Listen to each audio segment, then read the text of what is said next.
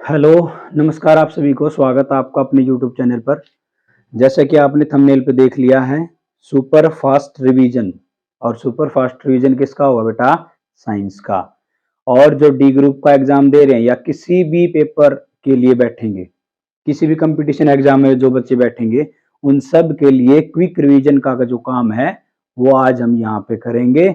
और थोड़े समय में ज्यादा रिवीजन होगा। और आपका जो काम है वो ये है, नोट्स अगर बनाना चाहे तो बना सकते हैं, अदरवाइज आप ईयरफोन का यूज करके या कैसे भी यूज करके कांस्टेंट रूप से बैठ के एक जगह पे बैठ कर आराम से सुन भी सकते हैं।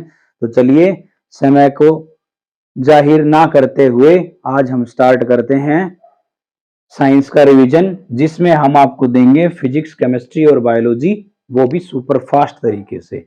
चलिए स्टार्ट करते हैं साइंस का और स्टार्टिंग करेंगे बायोलॉजी से। बायो, फिजिक्स और केमिस्ट्री तीनों एक साथ लेके चलेंगे। सबसे पहले स्टार्टिंग करते हैं, बायो का एक टॉपिक होता है सेल। और सेल की खोज यानी कि कोशिका। सेल का मतलब होता है बेटा कोशिका। कोशिका की खोज किसने करी? रॉबर्ट हुक ने। किसने करी? रॉबर्ट हुक ने 1665 में। उसके बाद सेल जो है, लिविंग सेल की खोज किसने करी? लिविंग सेल की खोज किसने करी? एटॉन लियोन हुक ने। लिविंग सेल की खोज किसने करी? एटॉन लियोन हुक ने। उसके बाद बात आती है principle of cell. Principle of cell किसने दिया? स्लाइडन स्वान ने। स्लाइडन एंड स्वान ने। स्लाइडन एंड स्वान ने। उसके बाद आगे बात आती है सबसे बड़ी सेल, बिगेस्ट सेल। सबसे बड़ी सेल, सबसे बड़ी कोशिका। तो आपका आंसर यहां होगा ओस्ट्रिच एग। Ostrich egg. अब आपसे पूछा जाता है स्मॉलेस्ट सेल, सबसे छोटी कोशिका। तो आंसर होगा माइकोप्लाज्मा। माइकोप्लाज्मा। उसके बाद सबसे ज्यादा सेल डिवीजन या ह्यूमन बीइंग में सबसे बड़ी सेल। ह्यूमन बीइंग में सबसे बड़ी सेल ओवम, हिंदी में कहेंगे अंडाणु। ओवम को हिंदी में अंडाणु। उसके बाद सबसे छोटी सेल ह्यूमन बीइंग में सबसे छोटी सेल स्पर्म, हिंदी में कहेंगे शुक्राणु। हिंदी में कहेंगे बेटा शुक्राणु। उसके बाद fastest cell division. Fastest cell division, सबसे तेजी से कोशिका विभाजन किसमें होगा? लीवर में, हिंदी में कहेंगे यकृत। उसके बाद आपसे पूछा जाए no cell division. No cell division यानी कि जिसमें सेल डिवीजन नहीं होता, तो आंसर होगा न्यूरॉन में या नर्व सेल्स में। नर्व सेल्स में। यहां तक की बात आई सेल की बेसिक, जो आपसे स्टैटिक में क्वेश्चन पूछे जाते हैं। चलिए आगे स्टार्ट करते हैं। सेल के अंदर क्या क्या होता है? एक होता है cell membrane. Cell membrane. Cell membrane किससे बनी होती है? प्रोटीन से। सेल मेम्ब्रेन प्रोटीन से बनी होती है। किस किस में पाई जाती है? प्लांट सेल, प्लांट में और एनिमल दोनों में पाई जाती है सेल वेल। सेल वॉल जो है प्लांट और एनिमल दोनों में पाई जाती है। उसके बाद आती है बात सेल वॉल की। सेल वॉल किससे बनी होती है? सेलुलोज से। किससे बेटा? सेलुलोज से। सेल वॉल सेलुलोज से बनी होती है। ये किस में पाई जाती है? Only in plant cell. Only in plant cell. इसका क्या काम होता है? सिक्योरिटी एंड सेफ प्रोवाइड करना। सिक्योरिटी एंड सेफ प्रोवाइड करना। इसके बाद आगे बात आती है माइटोकॉन्ड्रिया। माइटोकॉन्ड्रिया। माइटोकॉन्ड्रिया हिंदी में कहा जाता है बेटा सूत्र कणिका। हिंदी में क्या बोलेंगे? सूत्र कणिका। माइटोकॉन्ड्रिया को सूत्र कणिका। इसके बाद आगे बात आती है माइटोकॉन्ड्रिया क्या बनाता है? एटीपी। एटीपी माइटोकॉन्ड्रिया में किस वजह से बनते हैं? कौन सी साइकिल से? Krebs cycle. Krebs cycle 38 ATP एक साइकिल में बनाता है। इसका काम होता है एनर्जी प्रोवाइड करना। एनर्जी बनाना या एनर्जी प्रोवाइड करना। एनर्जी बनाता है, इसलिए इसको क्या कहते हैं? Powerhouse of cell. Powerhouse of cell. कोशिका का पावर हाउस, ऊर्जा ग्रह है। इसके बाद जो बात आती है, इसने जो एनर्जी बनाई उस एनर्जी को ट्रांसपोर्ट करता है गोल्जी बॉडी। क्या कौन करता है बेटा? Golgi body. गोल्जी बॉडी की खोज किसने करी? Camillo Golgi. किसने? Camillo Golgi. गोल्जी बॉडी की खोज किसने करी बेटा? Camillo Golgi. जो बच्चे हिंदी मीडियम वाले हैं, यहाँ पे पॉसिबल नहीं है कि हर वर्ड को मैं हिंदी और इंग्लिश दोनों में लेके चलूं, इससे आपका ही नुकसान होगा, ज्यादा लंबा टाइम होगा और काम कम हो पाएगा। इसलिए मैं जो है बोल हिंदी में सकता हूं दोनों को, और लिखूंगा तो टाइम लगेगा। तो आप हिंदी मीडियम वाले थोड़ा समझेंगे साथ साथ में। बाकी जो ऐसे हैं जिनका वर्ड हिंदी में ज्यादा ही अलग होता है, या जिन बच्चों को बिल्कुल समझ में नहीं आता इंग्लिश में, तो उसको मैं हिंदी में भी बोलने की पूरी कोशिश करूंगा। माइटोकॉन्ड्रिया सूत्रकणिका एटीपी बनाएगा, 38 एटीपी होते हैं, रेस्पिरेशन से एटीपी बनते हैं, पावर हाउस ऑफ सेल कहा जाता है। गोल्जी बॉडी की खोज कैमिनो गोल्जी ने की थी। इसका काम होता है transport of food, transport of energy या ट्रांसपोर्ट ऑफ फूड। इसके बाद बात आती है वैक्यूल। वैक्यूल हिंदी में कहा जाता है रसधानी। वैक्यूल को हिंदी में रसधानी कहा जाता है। वैक्यूल का काम है 60 to 65%, 60 to 65% water storage, 60 to 65% water storage. इसके बाद आगे बात आती है सेंट्रोसोम। सेंट्रोसोम हिंदी में कहा जाता है तारक काय, तारक काय। इसका काम होता है सेल डिवीजन। क्या काम होता है बेटा? Cell division. हिंदी में कहा जाएगा कोशिका विभाजन। सेल डिवीजन, कोशिका विभाजन। सबसे ज्यादा कोशिका विभाजन कहाँ होता है? लीवर में। सबसे कम होता है न्यूरॉन में। सबसे ज्यादा लीवर में, सबसे कम होता है न्यूरॉन में। किसमें सेल डिवीजन नहीं होता या किसके अंदर सेंट्रोसोम नहीं होता? आरबीसी। इसका जीवन काल है 120 दिन का। आरबीसी का जीवन काल 120 दिन का। बहुत सारे एग्जाम में बार बार आता है क्वेश्चन। आरबीसी का जीवन काल 120 दिन का। किसके पास न्यूक्लियस नहीं होता? ब्रेनलेस सेल कौन सी होती है? आरबीसी। आरबीसी का जीवन काल 120 दिन का। इसके बाद आरबीसी जो है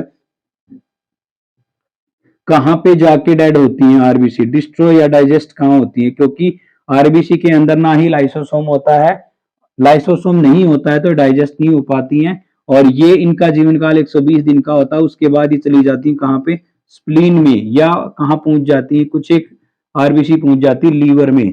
स्प्लीन को आरबीसी का ग्रेवयार्ड कहते हैं। स्प्लीन को आरबीसी का ग्रेवयार्ड या कब्रिस्तान कहते हैं। कब्रिस्तान कहते हैं स्प्लीन को आरबीसी का, स्प्लीन को आरबीसी का ग्रेवयार्ड या कब्रिस्तान कहते हैं। आगे जो बात आती है सेंट्रोसोम के बाद न्यूक्लियस की। न्यूक्लियस जिसको हिंदी में कहा जाता है केंद्रक। न्यूक्लियस की खोज किसने करी? रॉबर्ट ब्राउन ने। न्यूक्लियस की खोज किसने करी? रॉबर्ट ब्राउन ने। रॉबर्ट ब्राउन ने न्यूक्लियस की खोज करी थी। और न्यूक्लियस के अंदर क्या होता है? डीएनए, आरएनए, जीन्स और क्रोमोसोम। क्रोमोसोम ये चीजें कहां पाई जाती हैं? न्यूक्लियस के अंदर पाई जाती हैं। क्रोमोसोम कितने टाइप के? 2 टाइप के। एक होता है ऑटोसोम, एक होता है ऑटोसोम, एक होता है ओलोसोम, एक होता है ओलोसोम। ओलोसोम कितने पेयर? 1। ऑटोसोम कितने पेयर? 22। 22 पेयर कितने क्रोमोसोम? 44। एक पेयर कितने क्रोमोसोम? 2। 44 और 2 कितने हो गए हैं? 46। टोटल क्रोमोसोम की संख्या कितनी? 46। अब 46 में एक्स एक्स, अगर एक्स एस है तो फीमेल, एक्स एक्स है तो फीमेल, एक्स वाई है तो male. X X female, X Y male, sorry, X Y male और एक्स एक्स फीमेल। ये सारी बातें हमने कर ली हैं सेल से रिलेटेड। इसके बाद आगे जो बात आती है इससे ही रिलेटेड जो बात आएगी आगे जो आएगी प्लांट सेल से रिलेटेड। या तो आप स्क्रीनशॉट ले लीजिए, या जो बच्चा ऐसा है जिसका सिलेबस पहले हो चुका है वो आराम से रिवीजन के रूप में इसको ले सकता है, या आप स्क्रीनशॉट लेके इसको दोबारा से चेक कर सकते हैं। जिन बच्चों को स्क्रीनशॉट लेना है स्क्रीनशॉट ले सकते हैं, या जिनकी टेंडेंसी अच्छी है, आईक्यू पावर अच्छा है, जो समझ सकते हैं एक बार देखने के बाद, या जिनको सिर्फ हल्के से रिवीजन की आवश्यकता है, उन सबके लिए रामबाण होगी आज की क्लास। आज की क्लास जो है ये बिल्कुल रामबाण होगी।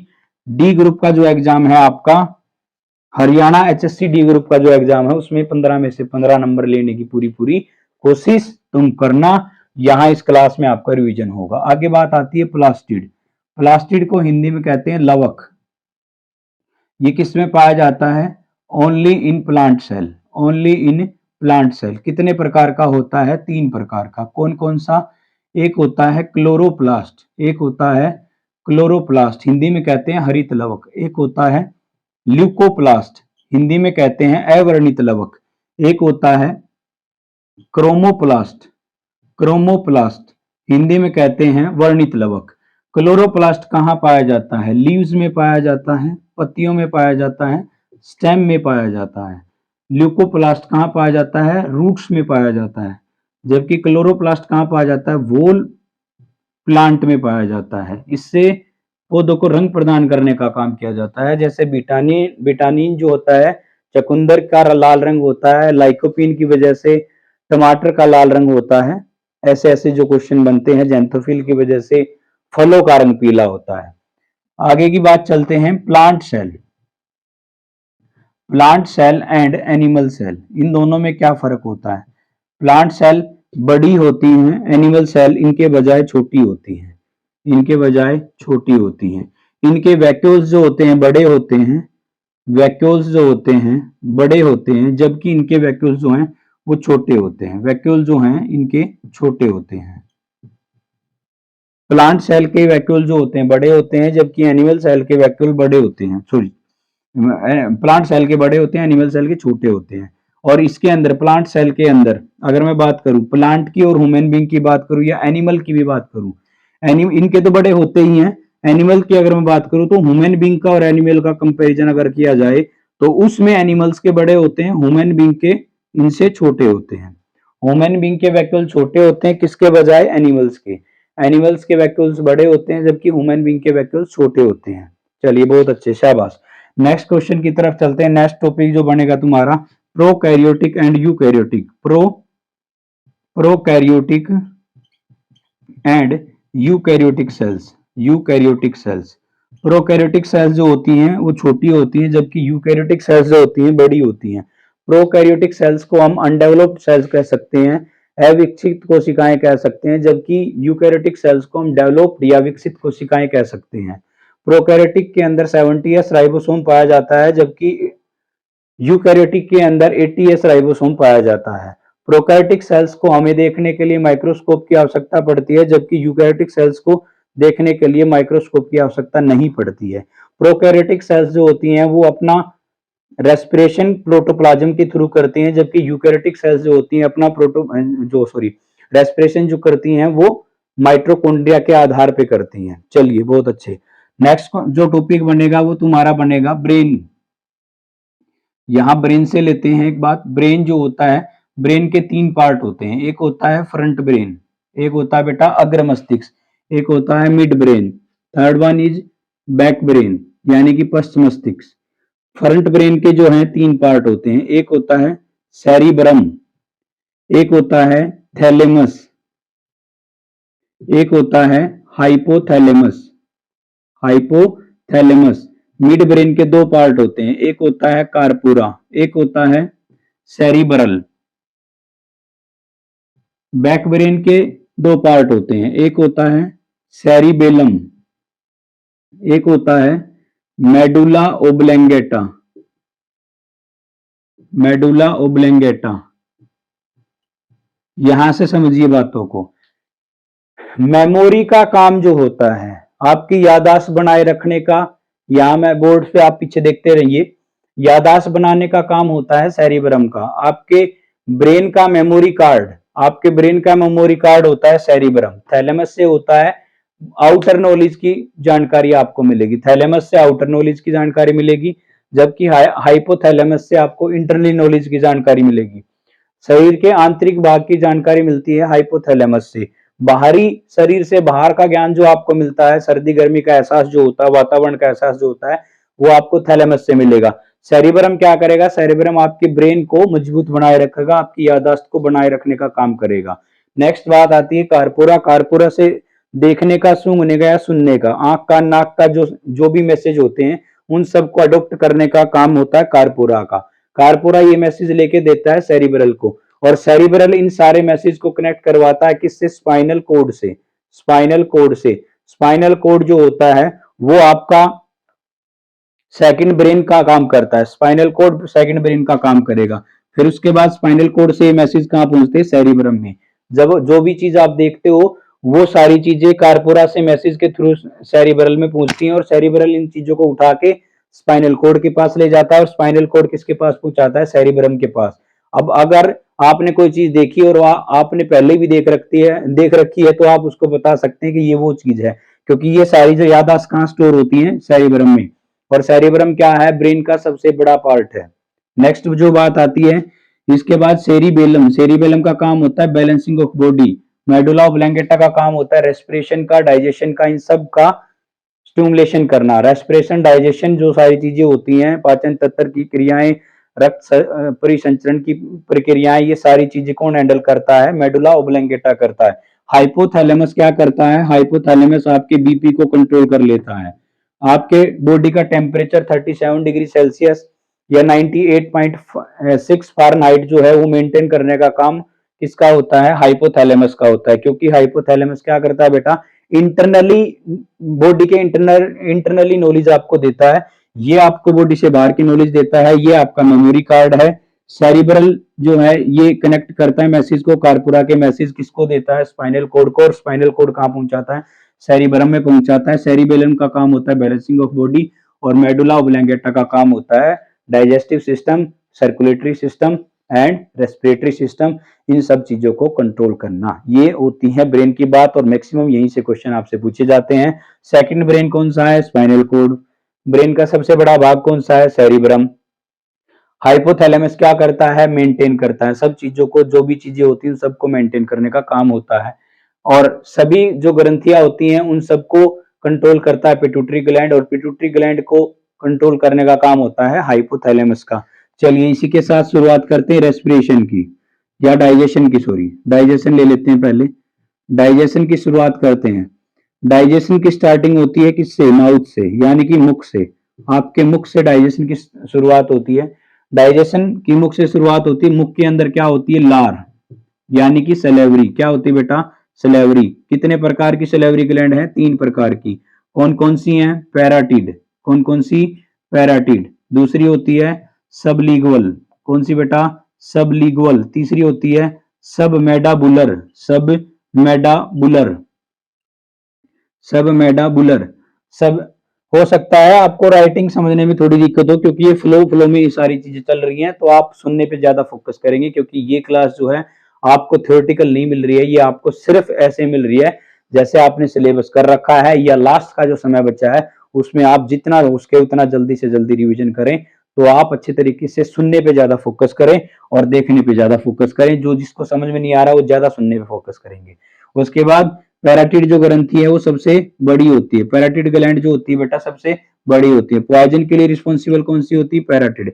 सबलिंगुअल जो होती है वो सबसे छोटी होती है। सबसे छोटी ग्रंथि कौन सी है, सबलिंगुअल। सब मेडाबुलर का काम क्या होता है, ये 70 to 75% क्या बनाती है, सलाइवा।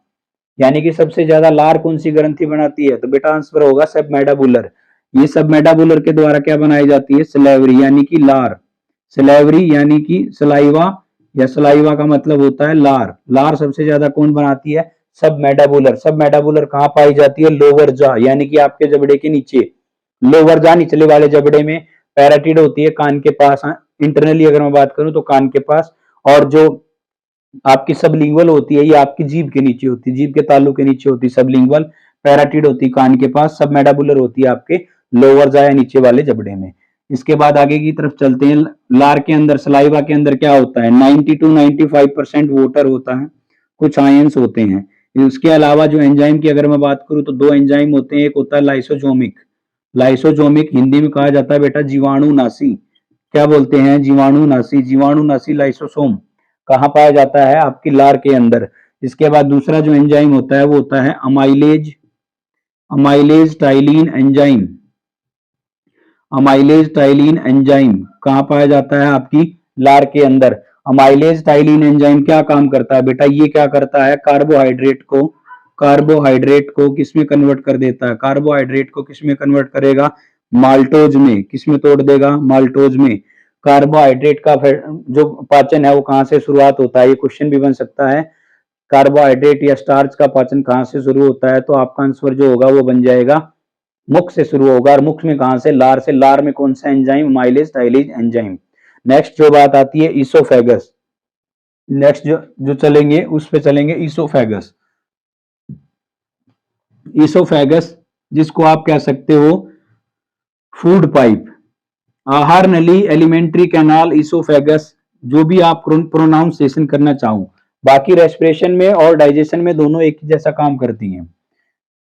ईसोफेगस, ईसोफेगस या alimentary canal, alimentary canal, alimentary canal या हिंदी वाले समझेंगे आहार नली। इसके अंदर एक प्रोसेस होता है, इस प्रोसेस को कहते हैं peristalsis, peristalsis process. Peristalsis process Hindi में कहा जाता है कर्मानुकुचन, कर्मानुकुचन प्रक्रिया। कर्मानुकुचन प्रक्रिया कहाँ होती है, कर्मानुकुचन प्रक्रिया कहाँ होती है, आपके ईसोफेगस में। इसके थ्रू क्या होता है, जो आपका फूड है, इसके थ्रू जो फूड है, जो आपने च्युइंग किया है, चबाने के बाद जो भोजन बचता है, उस भोजन का बन जाता है बोलस। क्या बन जाता है बेटा, बोलस। बोलस कहाँ पहुंचता है, स्टोमक में। स्टोमक में यानी कि आमाशय में। कहाँ पहुंचता है, आमाशय में। सुपर फास्ट रिवीजन के तौर पे हम चल रहे हैं, और सुपर फास्ट तरीके से ही साइंस को मतलब धुआं धुआं कर देंगे। इतना तरीके से पढ़ेंगे हम सारी चीजों को। यहाँ आपको ये जो पूरी क्लास मिलेगी, इस पूरी क्लास से देखने को मिलेंगे बहुत सारे क्वेश्चन। जब एग्जाम में आप बैठोगे तो वहां आपको बहुत सारे क्वेश्चन एज इट इज भी मिलेंगे। आमाशय, आमाशय के कितने टाइप होते हैं बेटा, आमाशय के 3 टाइप होते हैं। आमाशय के 3 टाइप होते हैं। एक होता है बेटा कार्डिक, एक होता है फंडिक, एक होता है pyloric. Pyloric, cardiac, fundic, pyloric. Cardiac में क्या बनता है, HCl। आमाशय का पहला जो पार्ट होता है कार्डिक, उसमें अंदर, उसके अंदर बनता है HCl। HCl का पीएच कितना होता है, अप्रोक्सीमेटली 2 के बराबर होता है। फंडिक जो होता है उसके अंदर पाई जाती है रूजी, रूजी। फंडिक जो होता है उसके अंदर रूजी पाई जाती है। रूजी हमें किसका इंडिकेट करती है, हंगर का, यानी कि भूख का। हमें भूख का कैसे पता चलता है, तो रूजी के थ्रू पता चलता है। उसके बाद पाइलोरिक जो है, इसका काम होता है कनेक्ट करना। किससे कनेक्ट करना, स्मॉल इंटेस्टाइन से। यहाँ बेटा मैंने SI लिख दिया है, या सिंपल इंटरेस्ट नहीं समझना, कभी मैथ में पूछ जाओ। SI का मतलब है स्मॉल इंटेस्टाइन, यानी कि छोटी आंत। चलिए अब इसके बाद देखिए भाई, स्मॉल इंटेस्टाइन तक आपकी कहानी पहुंच गई है। स्मॉल इंटेस्टाइन, स्मॉल इंटेस्टाइन जो है उसके भी 3 पार्ट होते हैं। एक का नाम होता है डुडेनम, एक का नाम है डुडेनम, एक का नाम है जूजेनम, एक का नाम है डुडेनम, जूजेनम और इलियम। थर्ड का नाम है इलियम। डुडेनम के अंदर ये सारी प्रक्रियाएं होती हैं। डुडेनम के अंदर सभी प्रकार की प्रक्रियाएं होती हैं। आपसे एक क्वेश्चन भी आ सकता है, आपके भोजन की प्रक्रिया का पाचन पूर्ण रूप से कहाँ होता है, तो राइट आंसर इसका जो बनेगा स्मॉल इंटेस्टाइन बेटा। स्मॉल इंटेस्टाइन में आपके भोजन की प्रक्रिया जो है पाचन की पूरी हो जाती है। डुडेनम, डुडेनम से 2 चीजें कनेक्ट होती हैं। एक साइड से कनेक्ट होता है लीवर, और एक साइड से कनेक्ट होता है पेनक्रियाज। एक साइड से लीवर, एक साइड से पेनक्रियाज। लीवर को हिंदी में कहते हैं यकृत, जिसके अंदर सबसे ज्यादा फास्टेस्ट डिवीजन होता है, अभी थोड़ी देर पहले मैंने बताया था। पेनक्रियाज का मतलब होता है अग्नाशय, हिंदी वाले समझेंगे पेनक्रियाज को अग्नाशय बोलते हैं। लीवर को क्या बोलते हैं, यकृत। क्या बोलते हैं बेटा, यकृत। जो यकृत होता है इसके द्वारा बनाया जाता है क्या, बाइल। बाइल का मतलब पित्त। पित्त रस किसके द्वारा बनाया जाता है, बाइल जूस किसके द्वारा बनाया जाएगा, लीवर के द्वारा। इसका पीएच होता है अप्रोक्सीमेटली 7.5 टू 7.8। और जो ये बेसिक नेचर होता है, इसके द्वारा, लीवर के द्वारा और भी बहुत सारे काम किए जाते हैं, जैसे कि बाइल जूस का निर्माण करना। बाइल को कहाँ स्टोर करेंगे, हाँ अब बात ध्यान से सुनेंगे मैं क्या कह रहा हूँ। बाइल का निर्माण करने का काम किसका है, बाइल जूस को रिलीज करने का काम किसका है, लीवर का, जिसका पीएच होता है 7.5 टू 7.8 समथिंग। इसके बाद अगर मैं बात कर रहा हूँ, ये बेसिक इन नेचर होता है। जब भी अम्लीय हो जाता है, बहुत ज्यादा अम्लीय हो जाता है, तो MgOH2 यानी कि मिल्क ऑफ मैग्नीशिया का प्रयोग करके, इनो का प्रयोग करके आप एंटा एसिड डाइजिन वगैरह कोई भी टेबलेट वगैरह भी ले सकते हैं, जिनसे क्या होता है, एसिडिटी जो बन जाती है उससे आप रिलीज या उससे आप राहत पा सकते हैं। लीवर के और भी बहुत सारे फंक्शन है। लीवर के द्वारा यूरिया की फॉर्मेशन होती है। स्टडी ऑफ लीवर को हेपेटोलॉजी बोलते हैं। स्टडी ऑफ लीवर को हेपेटोलॉजी बोलते हैं। लीवर जो होता है हेपेटिक सेल से बना होता है। इसके अंदर हेपेटिक कोशिकाएं पाई जाती हैं और लीवर ट्रांसप्लांट में हेपेटिक कोशिकाओं का ही ट्रांसप्लांट होता है। लीवर के अंदर दो लोब पाए जाते हैं। लीवर का एक गाल ब्लैडर होता है जिसके अंदर पित्त को स्टोर किया जाता है। लीवर के द्वारा दो पिगमेंट यानी कि वर्णक, हिंदी में समझे तो दो वर्णक दिए जाते हैं, एक बिलिरुबिन होता है, एक बिलिवार्डिन होता है। बिलिवार्डिन का कलर जो होता है ग्रीन होता है, जबकि बिलिरुबिन का कलर जो होता है वो पीला होता है। और हमारे लेट्राइन का रंग जो मल होता है उसका रंग भी पीला होता है, बिलिरुबिन के कारण होता है। पीलिया रोग जॉइंटिस जो होता है वो भी बिलिरुबिन के कारण होता है। और बिलिवार्डिन पितरस का जो रंग होता है वो हरा होता है, बिलिवार्डिन के कारण पितरस का रंग हरा होता है। विटामिन ए डी ई के, विटामिन ए डी ई के यानी कि फैट सोल्यूबल जितने भी एंजाइम विटामिन होते हैं उन सबको स्टोर करने का काम किसका होता है? लीवर का होता है। लीवर के द्वारा ग्लिसरोल, लीवर के द्वारा ग्लिसरोल या हम जिसको कह सकते हैं ग्लाइकोजन, ग्लाइकोजन को भी स्टोर करने का काम, यानी कि ह्यूमन बॉडी का जो फूड होता है, stored food of human body क्या होता है? ग्लाइकोजन। उसको स्टोर कौन करता है? लीवर करता है। लीवर के और भी बहुत सारे फंक्शन है, इतने सारे फंक्शन मैंने आपको लीवर को बता दिए हैं। और यहां से लीवर से अगर क्वेश्चन आता है तो आपका एक क्वेश्चन यहां से जरूर फंसेगा। तो जितनी भी बातें मैंने बताई हैं उसको ध्यान से सुनना आपने जरूर होगा, नहीं सुना होगा तो एक बार दोबारा रिकैप करके सुन सकते हैं। नेक्स्ट बात चलती है पेनक्रियाज की। पेनक्रियाज हिंदी में कहा जाता है अग्नाशय। पेनक्रियाज के द्वारा दो एंजाइम दिए जाते हैं, LAT3 lipase amylase trypsin. Lipase amylase trypsin, lipase जो होता है वो किसका काम करता है? लिपिड्स को तोड़ने का काम करता है। लिपिड्स यानी कि फैट, फैट को छोटे रूप में तोड़ देता है। जो लाइपेज होता है लिपिड्स को छोटे रूप में तोड़ देता है। और ट्रिप्सिन जो होता है वो किसका पाचन करता है? डाइजेशन करता है। ट्रिप्सिन के द्वारा प्रोटीन का डाइजेशन किया जाता है। बाकी बचता है आपका अमाइलेज, अमाइलेज के द्वारा स्टार्च या कार्बोहाइड्रेट का डाइजेशन किया जाता है। तो यहाँ पे लिपिड्स जो होते हैं उनको फैटी एसिड में तोड़ दिया जाता है, वसी अम्ल में तोड़ दिया जाता है। प्रोटीन को पेप्टोन या पेप्टाइड में तोड़ दिया जाता है। अमाइलेज यानी कार्बोहाइड्रेट को माल्टेज में तोड़ दिया जाता है। चलिए आगे की तरफ चलते हैं। ये पेनक्रियाज के काम होते हैं। इसके द्वारा पेनक्रियाटिक जूस भी बनाया जाता है। उस पेनक्रियाटिक जूस में सारी चीजें होती हैं। एक बात और समझेंगे, छोटी आंत के डुडेनम के ऊपर दो हार्मोन होते हैं, ध्यान से सुनिए।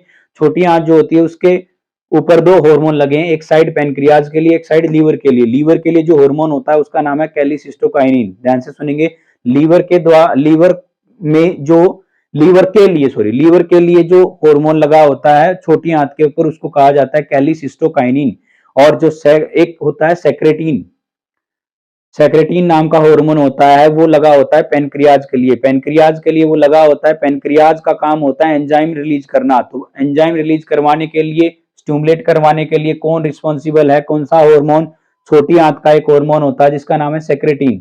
और बाइल जूस बनाने के लिए कौन सा हार्मोन, उत्तेजित करने के लिए कौन सा हार्मोन रिस्पॉन्सिबल है?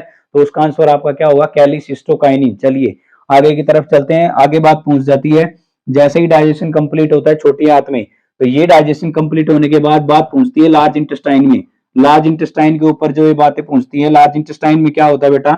इसके भी तीन पार्ट होते हैं, एक होता है असेंडिंग कोलोन, एक होता है डिसेंडिंग कोलोन, एक होता है ट्रांसफर कोलोन।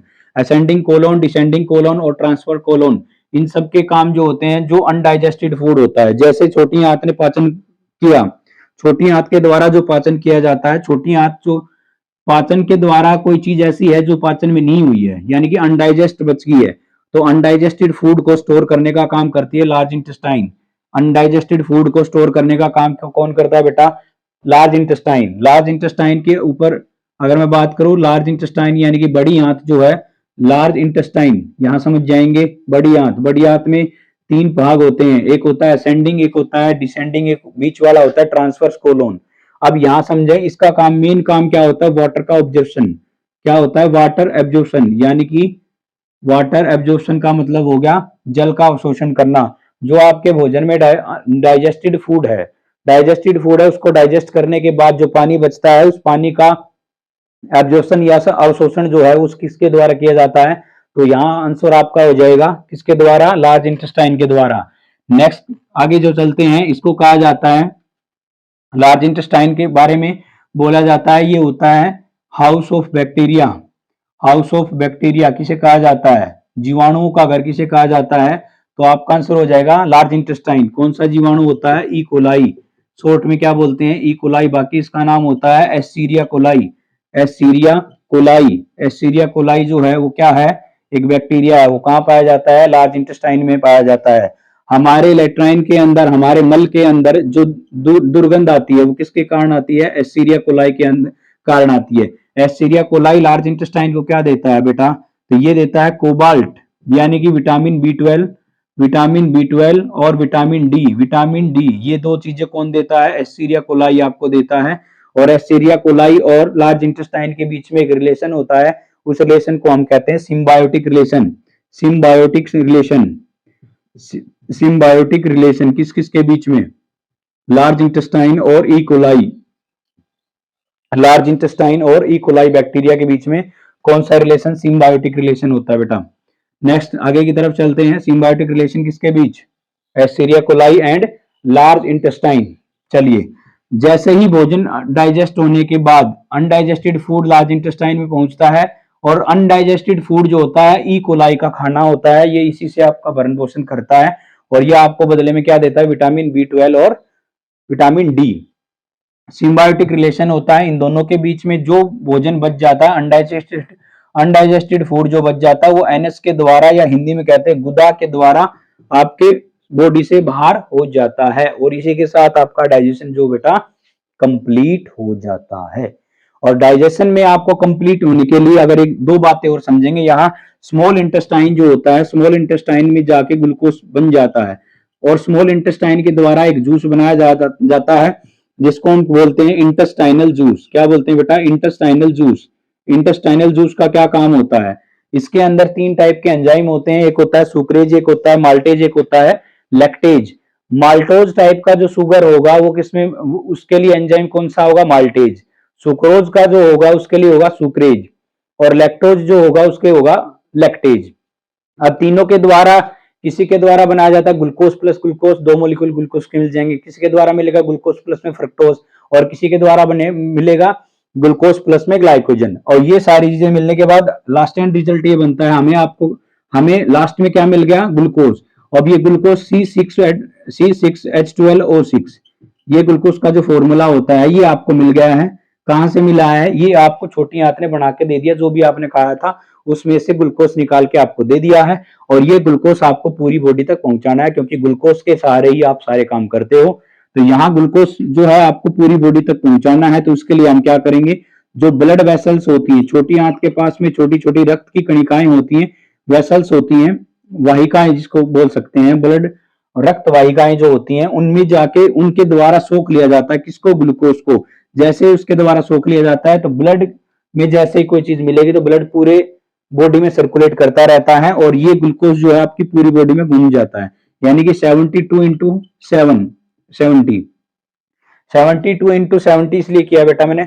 72 का मतलब क्या है? एक बार में आपका जो हार्ट है वो कितनी बार पंप करता है? 72 बार पंप करता है, लबडब के साउंड के साथ 72 बार पंप करता है, और 70 ml पंप ब्लड कर देता है। तो ये इसका जो आंसर बनेगा 5040 लीटर। यहाँ कर अगर मैं करूंगा तो 5 लीटर हो जाएगा और 40 मिलीलीटर हो जाएगा।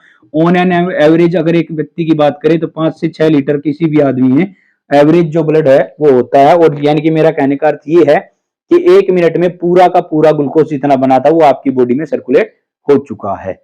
अब यहाँ ग्लूकोज तो मिल गया आपको। ग्लूकोज, सिर्फ ग्लूकोज से एनर्जी नहीं मिलती है आपको। एनर्जी किससे, काम करने की क्षमता किससे मिलेगी? एटीपी से।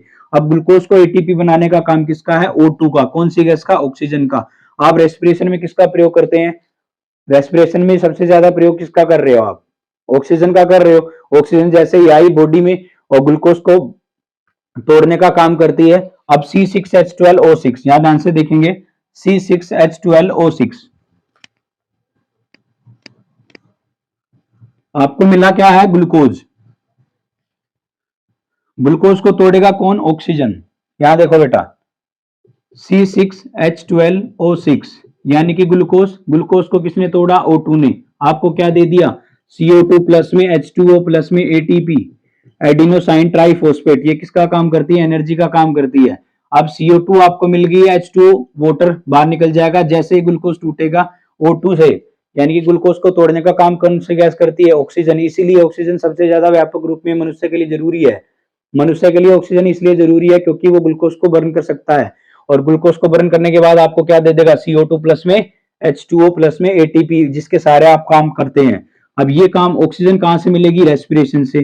रेस्पिरेशन से आपको क्या मिलेगी? ऑक्सीजन मिलेगी जब आप श्वसन करेंगे। रेस्पिरेशन बेटा कितने प्रकार का? दो प्रकार का। एक होता है एरोबिक रेस्पिरेशन जिसको हिंदी में कहते हैं ऑक्सी श्वसन, एक होता है anaerobic respiration. Anaerobic respiration, anaerobic respiration इसको हिंदी में कहा जाता है अनाक्षी श्वसन। अनाक्षी श्वसन, अनाक्षी श्वसन का मतलब जिसके अंदर हमें ऑक्सीजन की जरूरत ना पड़े। ऑक्सी श्वसन जिसके अंदर हमें oxygen with the presence of oxygen हो। कोई भी अगर रेस्पिरेशन ऑक्सीजन की प्रेजेंस में होता है तो उसको बोलते हैं एरोबिक रेस्पिरेशन, और जो ऑक्सीजन की प्रेजेंस में नहीं होता उसको बोलते हैं बेटा एनारोबिक रेस्पिरेशन। एरोबिक और एनारोबिक की अगर मैं बात करूं, इसके अंदर क्या होता है? कंप्लीट कंबशन होता है। इसके अंदर क्या होता है बेटा? कंप्लीट कंबशन होता है। कंप्लीट कंबशन का मतलब होता है हिंदी में पूर्ण दहन। पूर्ण दहन, पूर्ण दहन। यहां ग्लूकोज का पूर्ण दहन होता है, ये होता है uncomplete. Uncomplete combustion, uncomplete combustion इसका मतलब होगा अपूर्ण दहन, अपूर्ण दहन। और सबसे बड़ी बात जो आती है रेस्पिरेशन से रिलेटेड, रेस्पिरेशन से रिलेटेड एक बात होती है एल्वियोली। एल्वियोली हिंदी में कहा जाता है बेटा वायु कोष्ठक। हिंदी में इसको बोला जाता है वायु कोष्ठक। वायु कोष्ठक का ये होती है यूनिट। यूनिट ऑफ रेस्पिरेशन क्या है? एल्वियोली। यूनिट ऑफ रेस्पिरेशन क्या है? एल्वियोली। इसके द्वारा क्या किया जाता है? हीमोग्लोबिन। हीमोग्लोबिन जो है वो किसमें सहायक होता है? CO2 एंड O2 का एक्सचेंज। एक्सचेंज ऑफ गैसेस कौन करता है? एल्वियोली। किसकी सहायता से? हीमोग्लोबिन। हीमोग्लोबिन किसकी सहायता से बनेगा? आरबीसी की सहायता से। ब्लड में हीमोग्लोबिन आरबीसी ज्यादा होंगी तो हीमोग्लोबिन कंसंट्रेटेड रहेगा। उसके बाद हीमोग्लोबिन के थ्रू क्या होता है? CO2 और O2 का एक्सचेंज ऑफ गैसेस होता है। इसीलिए एल्वियोली को क्या बोला जाता है? Unit of respiration. Unit of respiration किसको बोला जाएगा? एल्वियोली को बोला जाएगा। यहां तक की बात मेरे हिसाब से तुम्हें समझ में आ रही होंगी। अब मैं हार्ट की बात करता हूं। हार्ट के अंदर जो होते हैं दो टाइप के चैम्बर होते हैं, दो भाग होते हैं, जबकि लेफ्ट और राइट और चैम्बर होते हैं आपके ह्यूमन हार्ट में फोर चैम्बर्ड हार्ट होता है ह्यूमन का। अब ये एक होता है दाएं आलिंद, दाएं आलिंद, दाएं आलिंद और दाएं निलय। देखिए ब्लड जो है महाशिरा से आता है। यहां मैं आपको नॉर्मली बता देता हूं, ब्लड जो होता है महाशिरा से आता है। उसके बाद महाशिरा के बाद दाएं आलिंद में आर्टरियम में चला जाता है, फिर उसके बाद दाएं निलय में वेंट्रिकल में पहुंच जाता है। महाशिरा से आया, यहां से आया, यहां पहुंचा, फिर उसके बाद यहां पहुंचा। इसके बाद अगर मैं बात करूं, इसके बाद पंप होने के बाद ये बाहर गया, बाहर होके लंग्स के थ्रू होता है, यहां आता है, इसके बाद यहां पहुंचेगा, इसके बाद यहां पहुंचेगा। एक बार ध्यान से सुनेंगे मैं जो बोल रहा हूं। पूरे शरीर से जो ब्लड होता है महाशिरा से आएगा, उसके महाशिरा के बाद जो है दाएं आलिंद आर्ट्रियम, और फिर उसके बाद दाएं वेंट्रिकल। ये होता है आपका आलिंद, आलिंद वेंट्रिकल नीलय, ये नीलय यहां से पहुंचा, उसके बाद ये लंग्स के थ्रू होते हुए यहां वापस आ जाता है। ऐसे ही सर्कुलेट करता रहता है। यहाँ इससे रिलेटेड जो क्वेश्चन है वो ये आएंगे, हार्ट का कितना ग्राम वजन होता है? लगभग 300 ग्राम के आसपास हार्ट का वजन होता है। कितने चैम्बर्ड हार्ट होता है ह्यूमन बीइंग का? तो 4 चैम्बर्ड हार्ट होता है। इंटरनल लेयर ऑफ हार्ट किसे कहा जाता है? एंडोकार्डियल कहा जाता है। बाहरी लेयर जो होती है हार्ट की उसको क्या कहा जाता है? पेरिकार्डियल कहा जाता है। महाशिरा की तरफ वेना केवा बोलते हैं महाशिरा को। ऐसे नोड जो होती है किससे रिलेटेड है? हार्ट से रिलेटेड है। उसके बाद पेसमेकर किससे रिलेटेड है? हार्ट से रिलेटेड है। 1 मिनट में कितनी बार? 72 बार। उसके बाद हार्ट के निचले भाग को क्या कहा जाता है? एपिक्स कहा जाता है। यानी कि जो निचला वाला भाग जो होता है हार्ट का बेस, जो बेस होता है उसको एपेक्स कहा जाता है, जो कि नुकीला होता है। और इसी के साथ हम आगे की तरफ अगर चलते हैं तो आगे हमारा एक जो टॉपिक बचता है वो आएगा बोन्स का। बोन से रिलेटेड चलेंगे बेटा।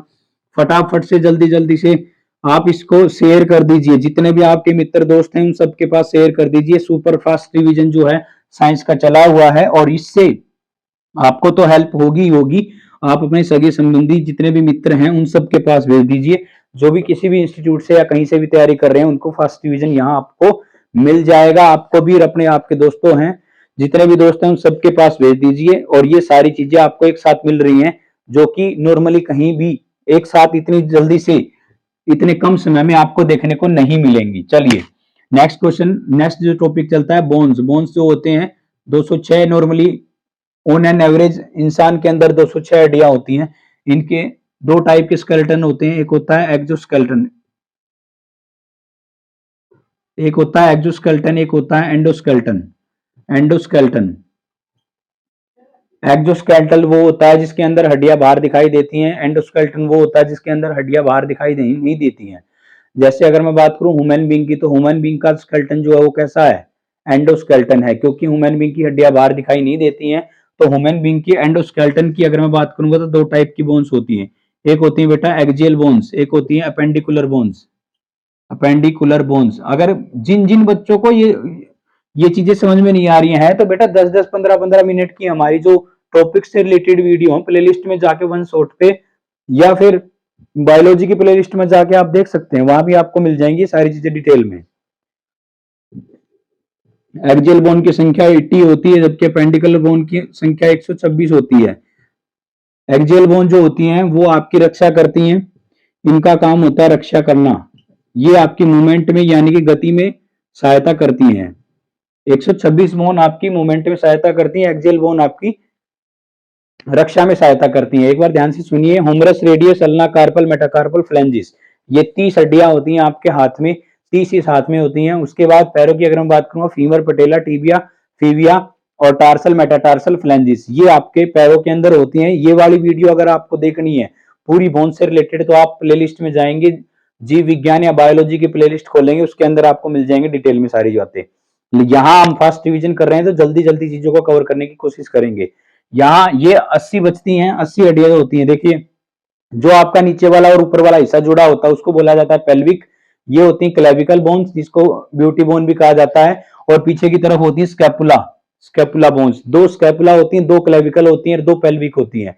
तो यानी कि 30-30, 60-60 और 60, 120, 120 और 6 कितनी हो जाएंगी बेटा, 126। उसके बाद अगर बात मैं ये कर रहा हूं, यहाँ रिबकेस की अगर बात करेंगे तो 24 हड्डियां रिबकेस में होती हैं, एक बीच में होती है स्टर्नम, एक गले में होती है हायोड, और एक हमारी होती है बैकबोन। बैकबोन होती है 26 हड्डियां। उसके बाद सिर की, पूरे सिर की बात करूंगा तो 29 बोन होती हैं। चेहरे में जो आपके 14 बोन होती हैं, यानी कि 14 हड्डियां चेहरे में होती है। सबसे मजबूत हड्डी मेडिबल होती है, सबसे मजबूत पदार्थ दांत के ऊपर लगा हुआ एनिमल होता है। इसके बाद आगे की तरफ अगर हम चल रहे हैं तो आगे सुनिए, यहां से क्वेश्चन क्या बनेगा। सबसे मजबूत हड्डी कौन सी है, मैंडेबल। सबसे लंबी और मजबूत हड्डी कौन सी है, फीमर। कौन सी जांघ की हड्डी। उसके बाद सबसे छोटी हड्डी कौन सी है, कान की, स्टेपिस। सबसे कमजोर हड्डी कौन सी है, मिलियस। सबसे चमकदार हड्डी कौन सी है, टीबिया, पैर में टीबिया। उसके बाद ब्यूटी बोन किसको कहा जाता है, क्लेविकल को। और स्टर्नम, बीच में आपकी चेस्ट के बीच में कौन सी हड्डी होती है, स्टर्नम। ये सारी बातें मैंने आपको डिटेल में बता दी हैं। और बाल्यावस्था में 208 हड्डियां होती हैं, शिशु अवस्था में 310, 270, 75 से 310 तक हो सकती हैं। बाल्यावस्था में 208 होती हैं, और ऑन एन एवरेज एक अडल्ट व्यक्ति के अंदर 206 हड्डियां होती हैं। अब बात आती है दांतों की। दांतों से रिलेटेड दो बातें आएंगी, 21-23/21-23, 21-23/21-23। उसके बाद 21-02/21-02। ये डेंटल फॉर्मूले हैं। ये डेंटल फॉर्मूले किसके लिए बेटा, ये चाइल्ड के लिए, ये किसके लिए, एडल्ट के लिए। वेस्क के लिए डेंटल फॉर्मूला 21-23/21-23, चाइल्ड के लिए 21-02/21-02। नेक्स्ट आगे की तरफ चलते हैं। दांत कितने प्रकार के होते हैं बेटा, 4। Canine, incisor canine, incisor canine, premolar, molar.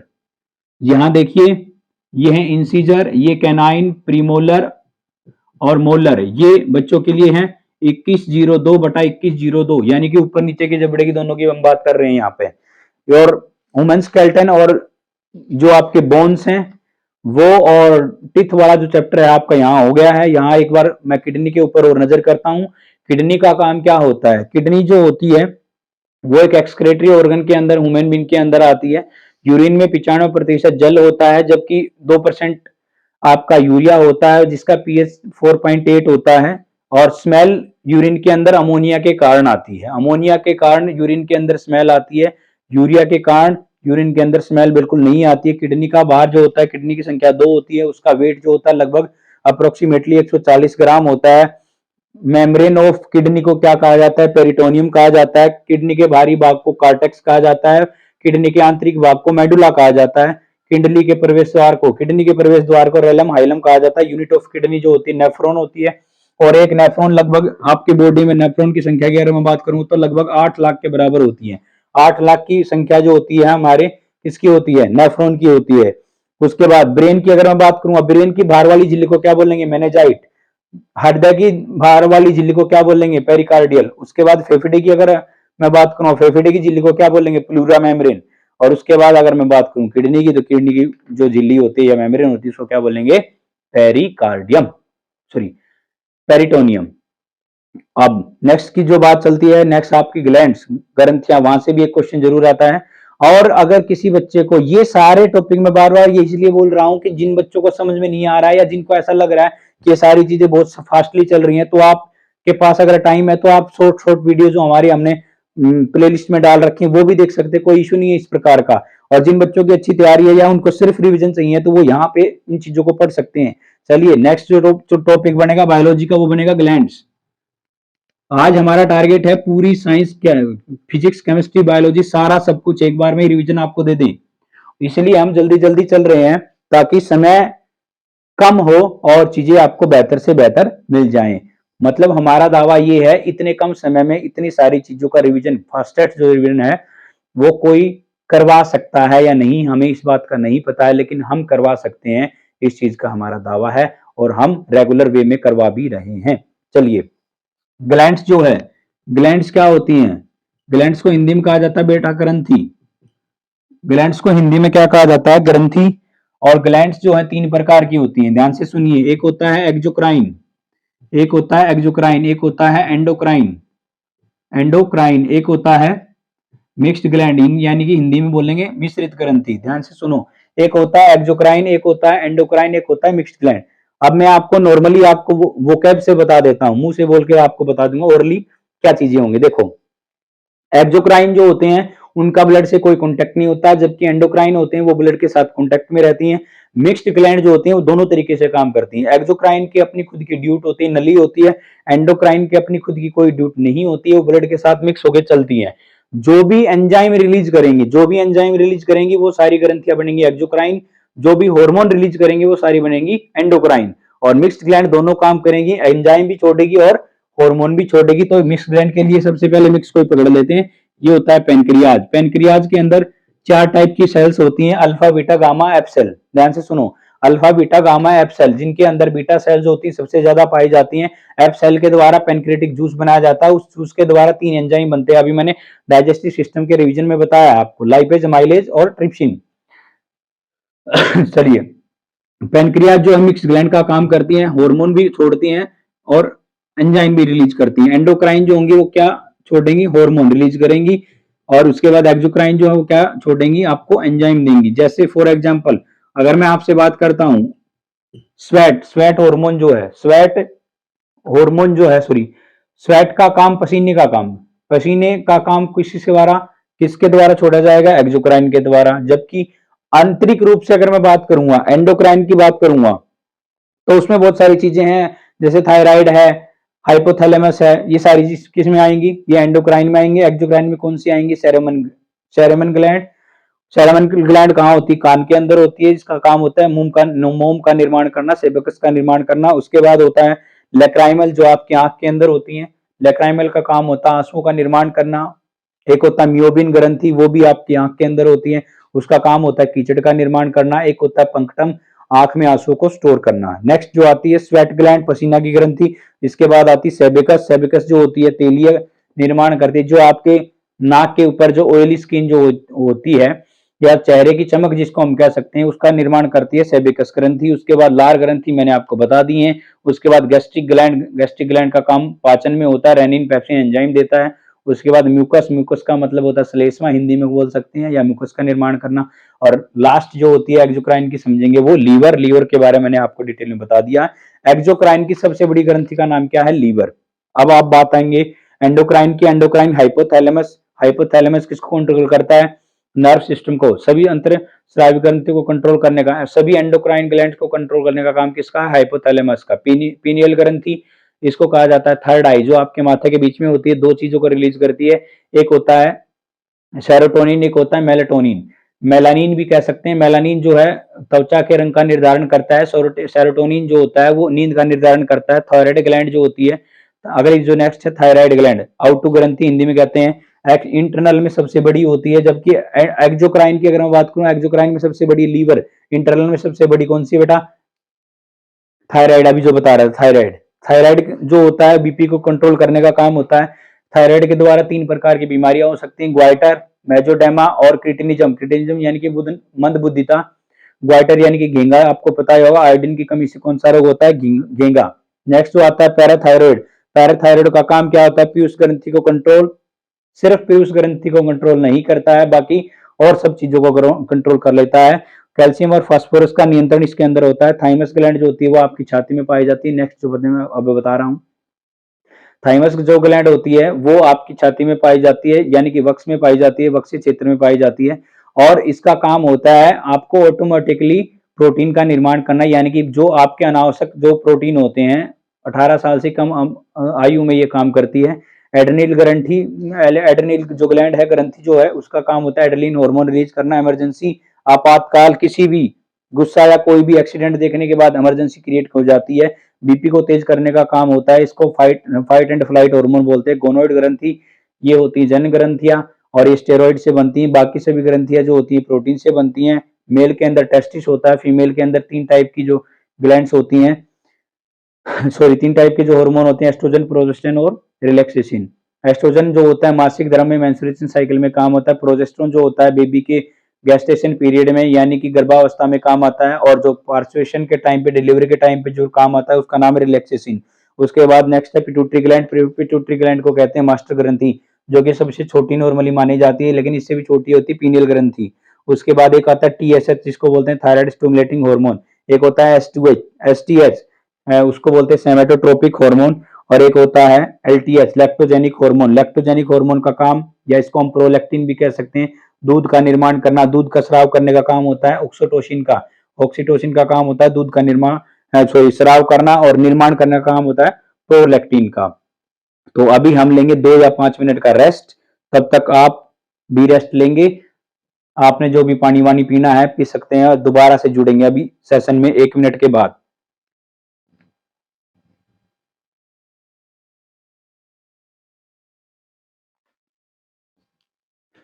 चलिए फिर से जुड़ जाते हैं सेशन में।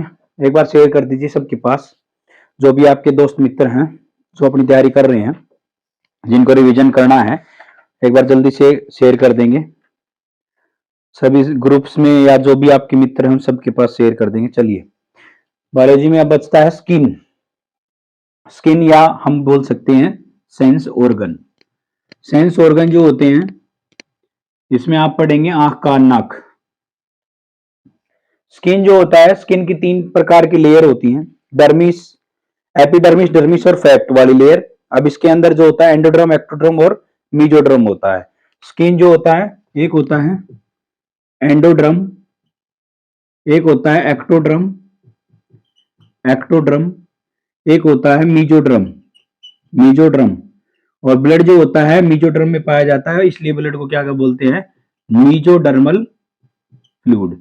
ब्लड को क्या बोलते हैं बेटा, मीजोडर्मल फ्लूइड। ब्लड जो होता है वो क्या होता है, मीजोडर्मल फ्लूइड होता है। स्किन जो होता है इसके अंदर पेपिलरी और रेक्टिकुलर जो 2 लेयर होती हैं, उनका ज्यादातर डर्मिस का प्रयोग, ज्यादातर डर्मिस टाइप की जो स्किन होती है उसका प्रयोग होता है ज्यादातर। उसके अंदर क्या बोलते हैं उसको, मैन्युफैक्चरिंग करने के लिए, चमड़े की जो वस्तु होती है उनको बनाने के लिए।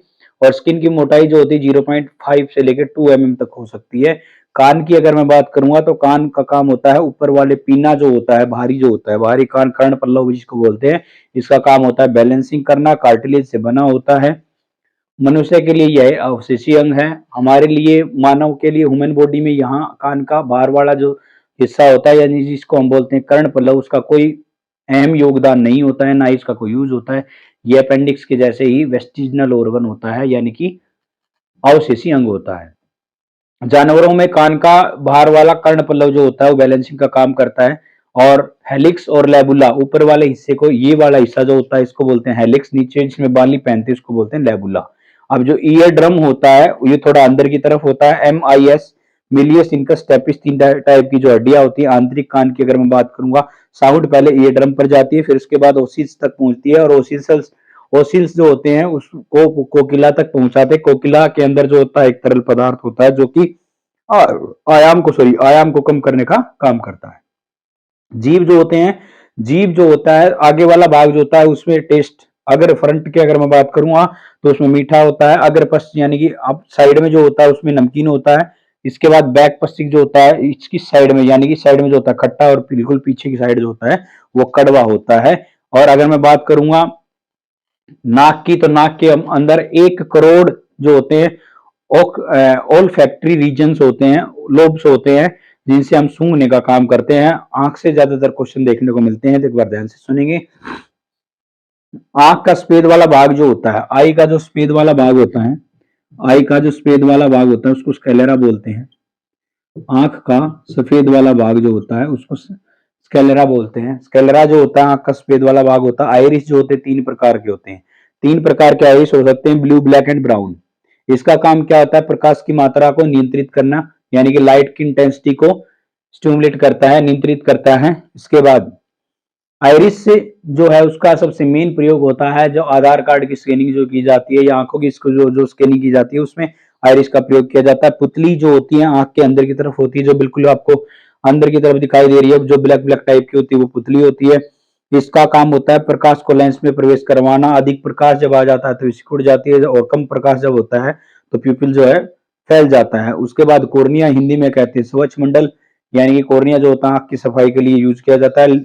एक होता है टेपिडम लूसिडम, जानवरों की आंखों में पाया जाता है। टेपिडम लूसिडम जानवरों की आंखों में पाया जाता है। इसके कारण जो होता है रात के टाइम पे जानवरों की जो आंखें होती हैं वो चमकदार होती हैं। कोरोइड जो होता है उसको रक्त पटल कहा जाता है, रेटिना को रक्त और पोषक तत्वों की पूर्ति करता है। एक्वस ह्यूमर जो होता है, एक्वस ह्यूमर जो लेंस की रक्षा करता है, एक्वस ह्यूमर लेंस की रक्षा करता है। विट्रस ह्यूमर रेटिना की रक्षा करता है। ध्यान से सुनिए, एक्वस ह्यूमर लेंस की रक्षा करता है, विट्रस ह्यूमर रेटिना की रक्षा करना है। रेटिना रेटिना जो होता है दृष्टि पटल बोलते हैं, यानी कि ये स्क्रीन होता है, पर्दा होता है, इमेज जो है इसके ऊपर बनती है, रियल और इन्वर्टेड इमेज बनती है, यानी कि वास्तविक और उल्टी इमेज। हमारी आंख के अंदर कौन सा लेंस होता है? कन्वेक्स लेंस होता है। येलो स्पॉट जो होता है रेटिना का मध्य भाग होता है। उसके बाद फोविया सेंट्रल कहा जाता है। फोविया सेंट्रल जो होता है पैनी नजर, फोविया सेंट्रल किसे बोलते हैं? पैनी नजर। एक होता है ब्लाइंड स्पॉट, जहां ऑप्टिक्स नर्व का आकार जो होता है रेटिना में प्रवेश करने का होता है, प्रकाश नहीं पहुंचता हुआ, ब्लाइंड स्पॉट पे प्रकाश नहीं पहुंचता है। उसके बाद बनता है ऑप्टिक नर्व्स, रेटिना पर बनी इमेज को ब्रेन तक पहुंचाने का काम होता है ऑप्टिक नर्व्स का। उसके बाद ऑप्टिक नर्व्स जो होती है 2 प्रकार की होती है, एक होती है रोड शेप, एक होती है कोन शेप। ध्यान से सुनिए, ऑप्टिक नर्व्स जो होती हैं एक होती है रोड शेप, एक होती है कोन शेप। एक होती है रोड शेप, एक होती है शंकु यानी कि कोन शेप। अब जो रोड शेप होती है, रोड शेप का जो काम होता है वो कलर ब्लाइंडनेस जो होते हैं उनकी रक्त बाधिता, हरा लाल जो दिखने में कोई दिक्कत होती है। एक बीमारी होती है डाल्टोनिज्म। डाल्टोनिज्म का मतलब होता है लाल रंग बिल्कुल भी नहीं दिखाई देता। कलर ब्लाइंड का मतलब जो होता है, उस कलर ब्लाइंड जो होते हैं उनके अंदर एक्स क्रोमोसोम अफेक्टेड होते हैं। ग्लूकोमा और ट्रैकोमा बहुत बार एग्जाम में आते हैं। ग्लूकोमा और ट्रैकोमा किस प्रकार की बीमारी है, किससे रिलेटेड बीमारी है? तो आंख से रिलेटेड बीमारी है। अंधेरे में देखने के लिए किसका प्रयोग किया जाता है? रोड शेप का प्रयोग अंधेरे में देखने के लिए किया जाता है।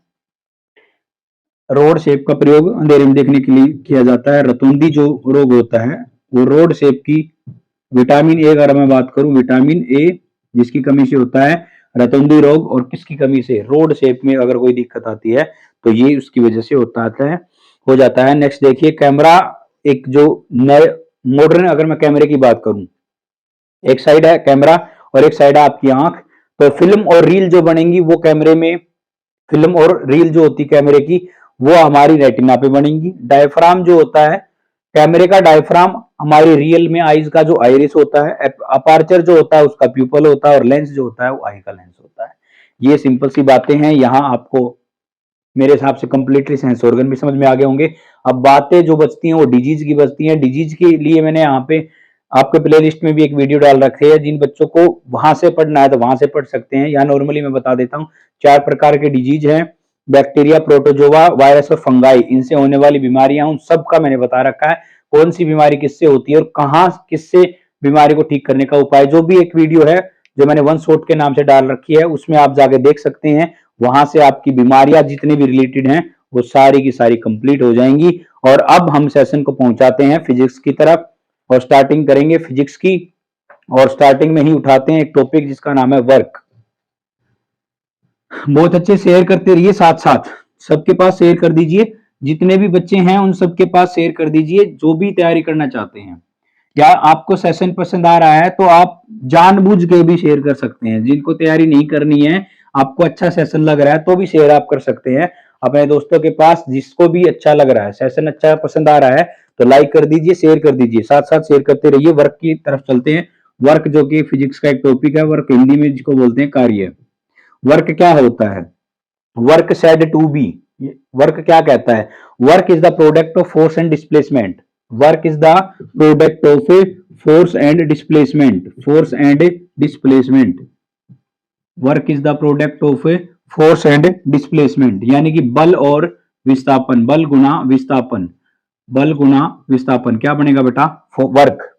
वर्क जो है वो क्या होता है? वर्क का फॉर्मूला क्या होगा? W equal to F into S. Work equal to force into में डिस्प्लेसमेंट। डिस्प्लेसमेंट को किससे डिनोट करते हैं? एस से। ऐसा यूनिट ऑफ वर्क क्या होती है? ऐसा यूनिट ऑफ वर्क होती है बेटा जूल। ऐसा यूनिट किसकी? वर्क की क्या होगी? जूल। वर्क की ऐसा यूनिट क्या होगी? जूल। यूनिट एंड मेजरमेंट से रिलेटेड क्वेश्चन पेपर में जरूर देखने को मिलेगा, वहां उसके लिए भी मैंने एक वीडियो बना रखी है। प्ले स्टोर में जाओ, या सॉरी प्ले लिस्ट में जाओ, प्ले लिस्ट में जाने के बाद आप वन शॉट में देखेंगे यूनिट्स एंड मेजरमेंट, वहां भी आपको मिल जाएगा। साइंस का रिलेटेड जो भी, जिस भी एग्जाम की आप तैयारी कर रहे हो, मैंने उससे रिलेटेड मेन जो टॉपिक है वो साइंस के सारे डाल रखे हैं। आप वहां से जाके पूरी प्लेलिस्ट को देख लीजिए, आपके जितने भी क्वेश्चन होंगे ना, लगभग क्वेश्चन वहां आपसे मिल जाएंगे। वहां पेपर में जब बैठोगे तो आपको यहां से बहुत सारे क्वेश्चन देखने को मिलेंगे। तो यहां ऐसा यूनिट जो बनती है इसकी जूल बन जाती है। नेक्स्ट आगे की तरफ चलते हैं। Define one joule. One joule किसके बराबर होगा? तो यानी कि एक न्यूटन बल के द्वारा यदि कोई व्यक्ति 1 मीटर विस्थापित करता है, देखिए 1 जूल कार्य कैसे होगा, 1 जूल वर्क कैसे होगा? जब फोर्स की यूनिट क्या है? न्यूटन, और डिस्प्लेसमेंट मीटर। तो एक सॉरी एक न्यूटन, 1 न्यूटन बल से किसी वस्तु को अगर 1 मीटर विस्थापित किया जाता है, डिस्प्लेस किया जाता है, तो वो क्या बन जाएगा? 1 जूल बन जाएगा बेटा। क्या बन जाएगा? 1 जूल बन जाएगा। अकॉर्डिंग टू एंगल अगर मैं बात करूंगा, वर्क जो होता है एंगल के अकॉर्डिंग अगर मैं बात करूंगा, तो एंगल के लिए फॉर्मूला होता है W equal to F into S into cos theta. Cos theta, तो कोस थीटा में जो भी एंगल होगा, वर्क इजकल टू में अगर सपोज करो W इंटू एस इंटू में कोस 90 है, कोस 90 डिग्री। यहां वर्क के लिए अकॉर्डिंग टू एंगल में फॉर्मूला आपको बता रहा हूं। अगर आपसे पूछा जाता है कोस 90 है, कोस 90 है, या पहले आप ले लीजिए कोस 0 है, सॉरी यहां पहले आप मान लीजिए कोस 0 है, तो यहां जितना फोर्स है, जितना डिस्प्लेसमेंट है, उसको रख देंगे, मल्टीप्लाई कर देंगे 0 से। यानी कि अगर मैं आपसे बात कहूं इसकी, आपको निकालना क्या है? आपको निकालना है कोस 0 के ऊपर कोई काम हुआ है, इतना फोर्स लगाया, इतनी चीज डिस्प्लेस हुई, उन सब को कितने से मल्टीप्लाई कर देंगे? 0 से कर देंगे। तो इसका आंसर क्या बनेगा? आंसर क्या बनेगा? एफ कोस 0 जो होती है उसकी वैल्यू क्या होगी बेटा? 1। तो क्या फॉर्मूला बन जाएगा? W equal to F into S. ये आपका फॉर्मूला बन जाएगा किसके लिए? कोस 0 के लिए। कोस 0 की वैल्यू क्या होती है बेटा? 1 होती है। नेक्स्ट अगर मैं बात करूं, अगर ट्रॉली चलाते समय कोई व्यक्ति, ट्रॉली के समय आज जैसे आप ऐसे आपने एयरपोर्ट वगैरह पे देखा होगा या ट्रॉली बैग देखे होंगे, उसको हाथ से ऐसे खींच के लेके जाते हो आप, जैसे हाथ से उसके खींच के ले जाते हो तो उसके बीच में एक एंगल बनता है। उस ट्रॉली को आप खींच रहे हो तो उसके बीच में एक एंगल बनता है। अगर मैं बात करूं 45 डिग्री का अगर एंगल है, तो 45 डिग्री पे जो है वो काम अलग होगा। 90 की अगर मैं बात करूंगा, तो ये एक मैंने नॉर्मल सा फॉर्मूला बताया है। 90 अगर मैं बात करूंगा, वर्क इनटू में work equal to force into में डिस्प्लेसमेंट इंटू में कोस 90, कोस थीटा है। तो एफ इंटू में एस इंटू में 90 का क्या होगा? 0। जितना भी फोर्स लगाएगा, जितनी डिस्प्लेस होगा, आंसर क्या आ जाएगा? 0। वर्क कितना होगा? 0। अगर 90 डिग्री पे कोई काम होता है वो, तो साइंस के अकॉर्डिंग वो काम है वो क्या होगा? 0 होगा। और कोस 180 एफ इंटू एस इंटू कोस 180, तो क्या हो जाएगा कार्य? -1 हो जाएगा। ये था वर्क से रिलेटेड। यहाँ वर्क से जो आपको एक छोटा मोटा कोई न्यूमेरिकल भी पूछ सकता है, और न्यूमेरिकल ना पूछेगा तो आपसे यूनिट पूछेगा, ऐसा यूनिट कितनी होगी, 1 जूल वर्क कैसे होगा, या फिर न्यूटन मीटर जो होता है उसके रिलेटेड कोई बात है, या यूनिट्स एंड मेजरमेंट्स के यूनिट पूछ लेगा इससे रिलेटेड। अब आगे बात आती है एनर्जी। एनर्जी बेटा क्या होती है? एनर्जी, एनर्जी हिंदी में कहा जाता है ऊर्जा। एनर्जी क्या कह रही है? Ability to work done, ability to work done, ability to work done, कार्य करने की क्षमता, कार्य करने की क्षमता, कार्य करने की क्षमता क्या कहलाती है? ऊर्जा। कार्य करने की क्षमता बेटा क्या कहलाएगी? ऊर्जा। मोशन, मोशन में अगर कोई वस्तु है, एनर्जी की अगर मैं बात करूंगा, एनर्जी की ऐसा यूनिट होती है बेटा जूल, एनर्जी की ऐसा यूनिट भी क्या होती है? जूल। जैसे वर्क की ऐसा यूनिट क्या होती है? जूल, वैसे ही एनर्जी की ऐसा यूनिट क्या होती है? जूल। और ये जो है एनर्जी जो है किस प्रकार की एक राशि है या क्वांटिटी है? तो आंसर क्या हो जाएगा? स्केलर, यानी कि अदिश राशि है। ये जो होती है वो कैसी है? स्केलर, यानी कि अदिश राशि। अगर किसी बच्चे को अदिश और सदिश में भी कोई दिक्कत है, समझ में नहीं आ रहा है, तो फिर वहीं जाना है आपको, प्ले लिस्ट जो बना रखी है उसमें जाओ, वन शॉट के नाम से scalar and vector quantity, convex and concave, ये सारी बातें मैंने आपको वहां दे रखी है, जो जो मेन टॉपिक है। और यहाँ तो मैं सिर्फ यहाँ पे फास्टली रिवीजन करवा रहा हूँ कि यहाँ से टॉपिक में से क्वेश्चन बनते हैं और ऐसे ऐसे क्वेश्चन बनते हैं, उस वे में आपको मैं यहाँ लेके जा रहा हूँ। एनर्जी कितने प्रकार की होती है? दो टाइप की एनर्जी, दो प्रकार की बेटा, एक होती है पोटेंशियल एनर्जी, एक होती है kinetic energy. Kinetic energy, potential energy, kinetic. Potential का मतलब होता है स्थितिज ऊर्जा, स्थितिज ऊर्जा, जबकि काइनेटिक का मतलब होता है गतिज ऊर्जा, गतिज ऊर्जा।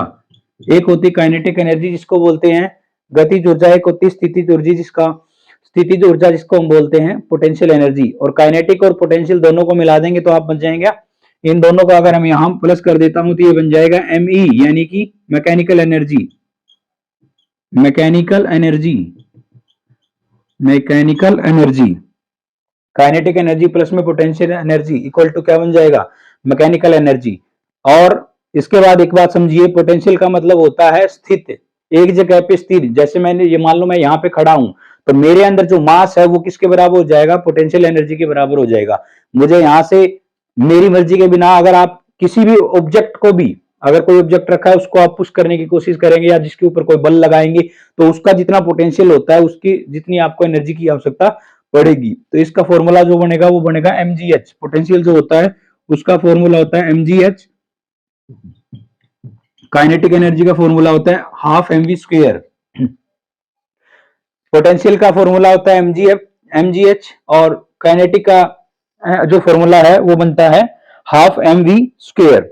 अब देखिए ऊर्जा संरक्षण का नियम क्या कह रहा है? Conservation of mass, sorry conservation of energy क्या कहता है? Energy neither be created nor be destroy. यहां law of conservation of energy क्या कहा जाता है? Energy neither be created nor be destroy, it can one form to another form, या it can change in one state to another state. यहां ऐसा बोला जाता है कि वस्तु जो कोई भी ऊर्जा होती है, ऊर्जा कभी भी, ऊर्जा कभी भी ना ही बनाई जाती ना ही समाप्त की जाती, ऊर्जा एक फॉर्म से दूसरी फॉर्म में बदल दी जाती है। उसके बाद अगर मान लीजिए कोई वस्तु रेस्ट में है, तो रेस्ट में है तो उसके अंदर कौन सी एनर्जी होगी? Potential energy. और अगर कोई वस्तु मोशन में है तो उसके अंदर कौन सी एनर्जी होगी? मोशन वाली में गतिज ऊर्जा, यानी कि क्या बोलेंगे हिंदी में, सॉरी इंग्लिश में, काइनेटिक एनर्जी। उसके बाद आगे चलेंगे, आगे आगे हम चलेंगे, आगे आएगा पावर। पावर यानी कि शक्ति। शक्ति क्या होती है? पावर, शक्ति।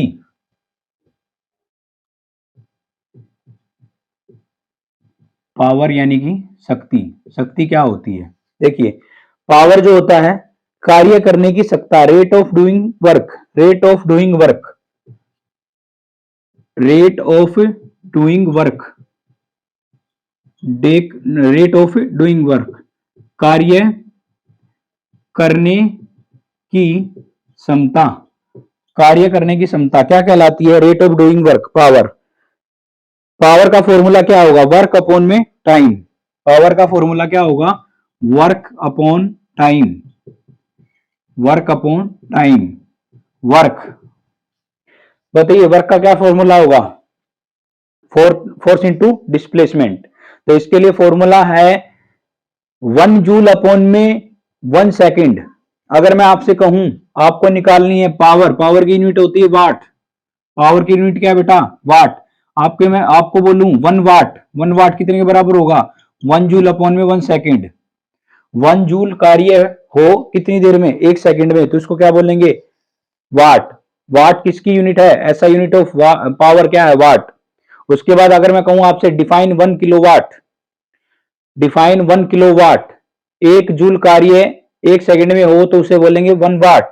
और आपसे मैं पूछूं किलोवाट, डिफाइन किलोवाट, तो 10 की पावर 3 यानी कि 1000 जूल कार्य हो 1 सेकेंड में, 1000 वोल्ट, तो क्या होगा 1000 जूल कार्य हो कितनी देर में, 1 सेकेंड में, 1 सेकेंड में। अगर मैं आपसे कहूं 1000 वोट के बाद जिसको बोल सकते हैं हम 1 किलो वोट, इसके बाद अगर मैं बात करूं हॉर्स पावर, हॉर्स पावर में कितने वाट होंगे, 740 वोट, 740 वोट, 740 वोट कितने, क्या बोला जाएगा इसको, horse power, horse power, Hindi में क्या बोलेंगे, अश्व शक्ति। एक अश्व शक्ति में कितने वोट होते हैं, एक अश्व शक्ति में कितने वोट होते हैं, 740 वोट।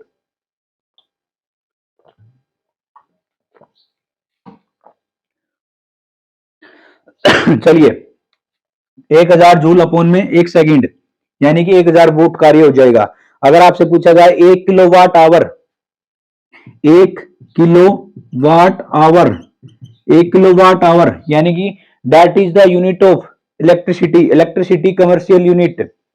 ऊर्जा की कमर्शियल यूनिट क्या होती है, इलेक्ट्रिक एनर्जी में, विद्युत ऊर्जा में उसकी कमर्शियल यूनिट क्या होगी, व्यवसायिक इकाई क्या होगी, किलोवाट आवर। जैसे आपके घरों में जो मीटर्स होते हैं उनमें क्या बोला जाता है, 1 किलोवाट, 2 किलोवाट, ऐसी टाइप से किलोवाट में बोला जाता है। तो 1 किलोवाट के अंदर कितने जूल होगा, 1 किलोवाट के अंदर कितना जूल होगा, देखिए भाई 1000 इंटू में 60 इंटू में 60, ये 2 बार 60 मैंने किसके लिए लिया है, एक तो लिया है मिनट के लिए, उसके बाद उसको मिनट को तोड़ रहा है किसमें, सेकंड में। तो यहाँ क्वेश्चन का आंसर जो बनेगा वो कितना बन जाएगा, 36,000, 36 लाख, सॉरी 36 लाख इतना जूल आ जाएगा। तो ये क्या आ जाएगा, 10 रेज़ टू पावर कितना होगा भाई 3.6 इंटू 10 रेज़ टू पावर कितना हो जाएगा, 6, 2 2 4 और 2 6, 6। 1 किलोवाट आवर में कितने जूल कार्य होंगे, यानी कि 3.6 गुना 10 की power 6, 3.6 into 10 raise to power 6 joule कितनी देर में, 1 किलोवाट आवर की ये यूनिट आ जाएगी। अगला जो टॉपिक बनेगा वो आपका बनेगा वेव यानी कि तरंग। शेयर करते रहो फटाफट, सबके पास शेयर कर दीजिए वीडियो को, फेसबुक पे, इंस्टाग्राम पे, या जो भी यूट्यूब पे, जिस भी जगह पे आप देख रहे हो उस जगह पे सबके पास शेयर कर दीजिए। और जो जो आप यूज करते हो सोशल मीडिया में, जितने भी आप व्यस्त रहते हो, नॉर्मली आप आज के टाइम पे तो सभी बच्चे व्यस्त रहते हैं। वेव यानी कि तरंग, तरंग कितने प्रकार की होती हैं, तरंग बेटा 2 प्रकार की होती हैं, एक होती है मैकेनिकल वेव, एक होती है इलेक्ट्रोमैग्नेटिक वेव। एक होती है मैकेनिकल वेव, एक होती है इलेक्ट्रोमैग्नेटिक वेव। हिंदी में क्या कहेंगे, इसको कहेंगे यांत्रिकी तरंग, इसको क्या बोलेंगे, चुंबकीय तरंग, इसको बोलेंगे चुंबकीय तरंग। देखिए ऐसी तरंग जिसके लिए माध्यम की आवश्यकता होती है उसको बोलते हैं मैकेनिकल वेव, यानी कि एटम और मॉलिक्यूल की जरूरत पड़े, एटम्स एंड मॉलिक्यूल्स की जरूरत पड़े, एटम्स की जरूरत पड़े, मॉलिक्यूल की जरूरत पड़े, इसको बोलेंगे मैकेनिकल वेव। और इलेक्ट्रोमैग्नेटिक में किसी भी प्रकार के माध्यम की आवश्यकता ना पड़े उसको बोलेंगे इलेक्ट्रोमैग्नेटिक वेव।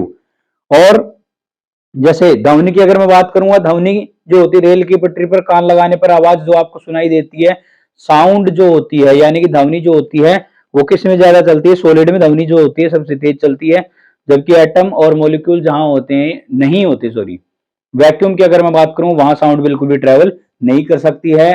तो मैकेनिकल वेव और साउंड वेव जो होती हैं, साउंड वेव जो चलती हैं उसी के माध्यम से चलती हैं। यहाँ मैं रेज के बारे में आपसे बता देता हूं, हो सकता है यहां से भी एक क्वेश्चन आ जाए। गामा किरणें होती हैं, दूसरे नंबर पे एक्स किरणें होती है, तीसरे नंबर पे यूवी किरणें होती हैं। एक बार यहां लिख देता हूं मैं। पहले नंबर पे होते हैं गामा रेज, दूसरे नंबर पे होती हैं एक्स रेज, तीसरे नंबर पे होती है यूवी रेज, फोर्थ नंबर पे आती है विजिबल रेज, जिनकी वजह से हम देखते हैं विजिबल रेज। फिफ्थ नंबर पे आती है इंफ्रारेड रेज, और एक होती है रेडियो वेव, एक होती है माइक्रोवेव। ये किसके आधार पे लिख दिए मैंने? रेडियो वेव से पहले, सॉरी, रेडियो वेव से पहले इसको कर लेंगे। ये मैंने अकॉर्डिंग टू हार्म कर दी है। जितनी ज्यादा फ्रीक्वेंसी वाली वेव होगी उतनी ही ज्यादा आपको नुकसान पहुंचाएगी। जिनका लैम्डा, अगर मैं बात करूं, लैम्डा यानी कि तरंग दैर्घ्य, जिनका ज्यादा वेवलेंथ होगा उतनी ही ज्यादा नुकसान करेंगी। तो विजुअल वेव की अगर मैं बात करूंगा तो उनका वेव जो, सॉरी, लैम्डा जो होता है या तरंग दैर्घ्य जो होता है, लैम्डा जो सिंबल होता है किसका, तरंग दैर्घ्य का, 400 नैनोमीटर से और 700 नैनोमीटर होता है विजिबल रेज का तरंग दैर्घ्य। जिन तरंगों की फ्रीक्वेंसी ज्यादा होती है उनमें एनर्जी भी ज्यादा होती है और वो हानिकारक भी ज्यादा होती है। ध्यान से बात को सुन लीजिए। साउंड की अगर मैं बात करूंगा, this is the energy. Sound भी एक ऊर्जा है, that is generated by the vibration. अगला जो टॉपिक बनेगा वो आपका बनेगा साउंड। साउंड जो है क्या है, साउंड कैसे काम करता है, चलिए देखिए एक बार। लाइक शेयर सब्सक्राइब जो है आप करते रहेंगे साथ के साथ, और मेरे हिसाब से अब कहने की आवश्यकता आपको नहीं है, क्योंकि आपने इस सेशन को यहां तक देखा है तो आपको कोई ना कोई बात जरूर अच्छी हमारी लगी होगी, है ना। चलिए, this is the energy that is generated by the vibration. यह एक ऐसी ऊर्जा है जो कंपन से पैदा होती है। वोकल कॉर्ड की अगर मैं बात करूं, उसके ऊपर डिपेंड करती है। पुरुष के वोकल कॉर्ड थोड़े बड़े होते हैं, जबकि महिलाओं के वोकल कॉर्ड थोड़े से छोटे होते हैं, यानी कि 15 mm के होते हैं लगभग महिलाओं के, और 20 mm के अप्रोक्सीमेटली होते हैं पुरुषों के। साउंड में ओनली एनर्जी ट्रांसफर होती है, पार्टिकल ट्रांसफर नहीं होते हैं। ये तो सिंपल सी बात है, सबको भी पता होगा। साउंड के अंदर ओनली एनर्जी ट्रांसफर होती है, एनर्जी ट्रांसफर होती है, जबकि पार्टिकल्स जो होते हैं, पार्टिकल्स जो होते हैं या अणु जो होते हैं वो ट्रांसफर नहीं होते हैं। चलिए नेक्स्ट जो बात आती है वो आती है ऑडिबल, इनऑडिबल। ये यहां से भी एक क्वेश्चन बन सकता है। इंफ्रासोनिक साउंड कौन सी होती है, जिनको अश्रव्य ध्वनियां कहते हैं, 20 हर्ट्ज से कम, 20 हर्ट्ज से जो कम होती हैं इंफ्रासोनिक होती है, जिनको कोई नहीं सुन सकता, यानी कि जो जानवर हैं वो सुन सकते हैं, जैसे कुत्ता वगैरह। अल्ट्रासोनिक जो होती है 20,000 हर्ट्ज से ऊपर। ध्यान से सुनो, एक होता है इंफ्रासोनिक, इंफ्रासोनिक 20 हर्ट्ज से कम, हिंदी में बोलेंगे अश्रव्य तरंगे, अश्रव्य तरंगे, अश्रव्य ध्वनि तरंगे, जिनकी फ्रीक्वेंसी कितनी होती है, 20 हर्ट्ज से नीचे, यानी कि इनको डॉग्स वगैरह, कुत्ते वगैरह सुन सकते हैं। एक आता है इसके बाद ultrasonic sound, ultrasonic, ultrasonic Hindi में क्या बोला जाएगा इसको, प्राश्रव्य ध्वनि, प्राश्रव्य ध्वनि। इनको भी हम नहीं सुन सकते, इनको चमगादड़ वगैरह सुन सकते हैं, और इनकी फ्रीक्वेंसी क्या होगी, 20,000 हर्ट्ज से ऊपर होगी, 20,000 से भी ज्यादा। एक तो है 20 हर्ट्ज से बिल्कुल कम, एक होती है 20,000 हर्ट्ज से बिल्कुल ज्यादा, और 20,000 हर्ट्ज वाले, अब वो 20,000 हर्ट्ज होंगे वो चमगादड़ वगैरह सुन सकते हैं, और 20 से भी नीचे वाले जो होते हैं उनको कुत्ते वगैरह सुन सकते हैं। तो बच गया इंसान। तो इंसान किसको सुन सकता है इंसान किसको सुन सकता है, ऑडिबल साउंड को, ऑडिबल साउंड। ऑडिबल क्या होंगी, 20 to 20,000 हर्ट्ज, और इनको आप सुन सकते हो। इनको बोलते हैं श्रव्य ध्वनि, इंसान की द्वारा सुनी जा सकती है, इनको बोलते हैं श्रव्य ध्वनि। बहुत अच्छे बेटा, शाबाश। यहां तक की बातें आपको बिल्कुल समझ में आएंगी। लाउडनेस एंड एम्पलीट्यूड जो होता है वो, उनके बीच में क्या रिलेशन होता है, तो लाउडनेस से डायरेक्टली प्रोपोर्शनल टू एम्पलीट्यूड का स्क्वायर। तो यहां देखो, loud is directly proportional to square of amplitude. Quality of sound जो है यानी कि किसके ऊपर निर्भर करती है? Quality of sound. जैसे हारमोनियम है, तबला है, ढोलक है, इन सबकी आवाजें अलग अलग होती हैं। अगर आप इनकी सबकी आयाम, तीव्रता सब कुछ सेम कर देंगे, जब भी ये अलग अलग साउंड निकालेंगे, तो किसके ऊपर डिपेंड करता है? क्वालिटी के ऊपर डिपेंड करता है, जिसको हम टिम्बर भी कह सकते हैं। इको नेक्स्ट जो टॉपिक बनेगा इससे, इको जिसको बोलते हैं प्रतिध्वनि। इको बेटा क्या बोलेंगे? प्रतिध्वनि। प्रतिध्वनि। और तुम्हें पता होगा, प्रेमी जोड़े जो जाते हैं पहाड़ों में, जाने के बाद वो एक दूसरे का, अपने प्रेमी का नाम लेते हैं, तो वहां से वापस दोबारा ध्वनि आती है, तो उसको क्या बोला जाता है? प्रतिगूंज या ध्वनि। रिफ्लेक्शन ऑफ लाइट यानी कि ध्वनि का परावर्तन। अपनी ही आवाज का वापस लौट के आना परावर्तन कहलाता है। इको को सुनने के लिए कितनी दूरी होनी चाहिए? बहुत अच्छा क्वेश्चन है। इको को सुनने के लिए, ECHO इको यानी कि प्रतिध्वनि या गूंज हम कह सकते हैं। इसको सुनने के लिए कितनी दूरी होनी चाहिए? इको को सुनने के लिए कितनी दूरी होगी बेटा? देखिए, ध्वनि की चाल जो होती है 344 मीटर पर सेकंड। किसमें? 344 मीटर पर सेकंड हवा में ध्वनि की चाल होती है। और हमारे कान के ऊपर जो ध्वनि जो रुकती है वो 1/10 सेकंड तक रुकती है, यानी कि 0.1 सेकंड तक। 0.1 सेकंड तक कोई भी बात, जैसे मैं यहां से बोल रहा हूं, आप जो सुन रहे हैं, तो आपके कानों पर कितनी देर तक रहेगी? 0.1 सेकंड तक रहेगी। और जो बच्चा बिल्कुल ध्यान नहीं दे रहा है, जिसने बिल्कुल नहीं पढ़ना है, उसके ऊपर 0.1 सेकंड का भी कोई असर नहीं पड़ेगा, जो एज इट इज रहेगा। जो यहां भी नहीं पड़ता है, ऑफलाइन में भी नहीं पड़ता है, उनका ऊपर 0.10 भी अगर रहे तो भी कोई फर्क नहीं पड़ने वाला है। तो यहां देखिए, एक डिस्टेंस है D, यहां पे भी डिस्टेंस, इन दोनों के बीच में डिस्टेंस है। और यहां से ये डिस्टेंस है D, वापिस आए 2D। D और D प्लस कर देंगे तो क्या बन जाएगा बेटा? 2D। D और D 2D बन गया। तो 2D के लिए डिस्टेंस की अगर मैं बात करूं, एक पॉइंट ए है, एक पॉइंट बी है, वहां दोनों के बीच में दूरी है। तो 344 इंटू में 0.1 सेकंड अगर आप करेंगे, तो अपॉन में 2 कर देंगे। 344 इंटू में 0.1 अपॉन में 2, इसको काटेंगे बेटा 17 पॉइंट जो है समथिंग आंसर इसका आ जाएगा। तो इसका 17.2 मीटर अप्रोक्सीमेटली ये आंसर बनता है। तो 17 मीटर भी मान लिया जाता है, राउंड ऑफ अगर करके देखें तो 17 मीटर जो होता है, ये इको को सुनने के लिए 17.2 मीटर वो क्या होता है? लगभग परफेक्ट होता है। यानी प्रतिध्वनि सुनने के लिए कितनी दूरी होनी चाहिए? 17.2 मीटर। और राउंड ऑफ करेंगे तो 17 मीटर। चलिए, नेक्स्ट जो बात आएगी वो आएगी आपकी किससे रिलेटेड? रिफ्लेक्शन से। रिफ्लेक्शन हिंदी में कहा जाता है बेटा परावर्तन।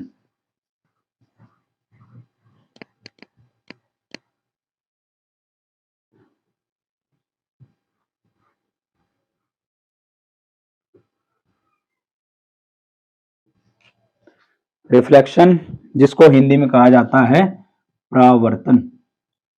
रिफ्लेक्शन यानी कि परावर्तन। देखिए, रिफ्लेक्शन क्या होता है? Bouncing back of light in the same medium after striking a surface. English वाले तो ऐसे समझेंगे, bouncing back of A light, एक लाइट का वापिस आ जाना कहीं एक सरफेस से टकरा के, है ना।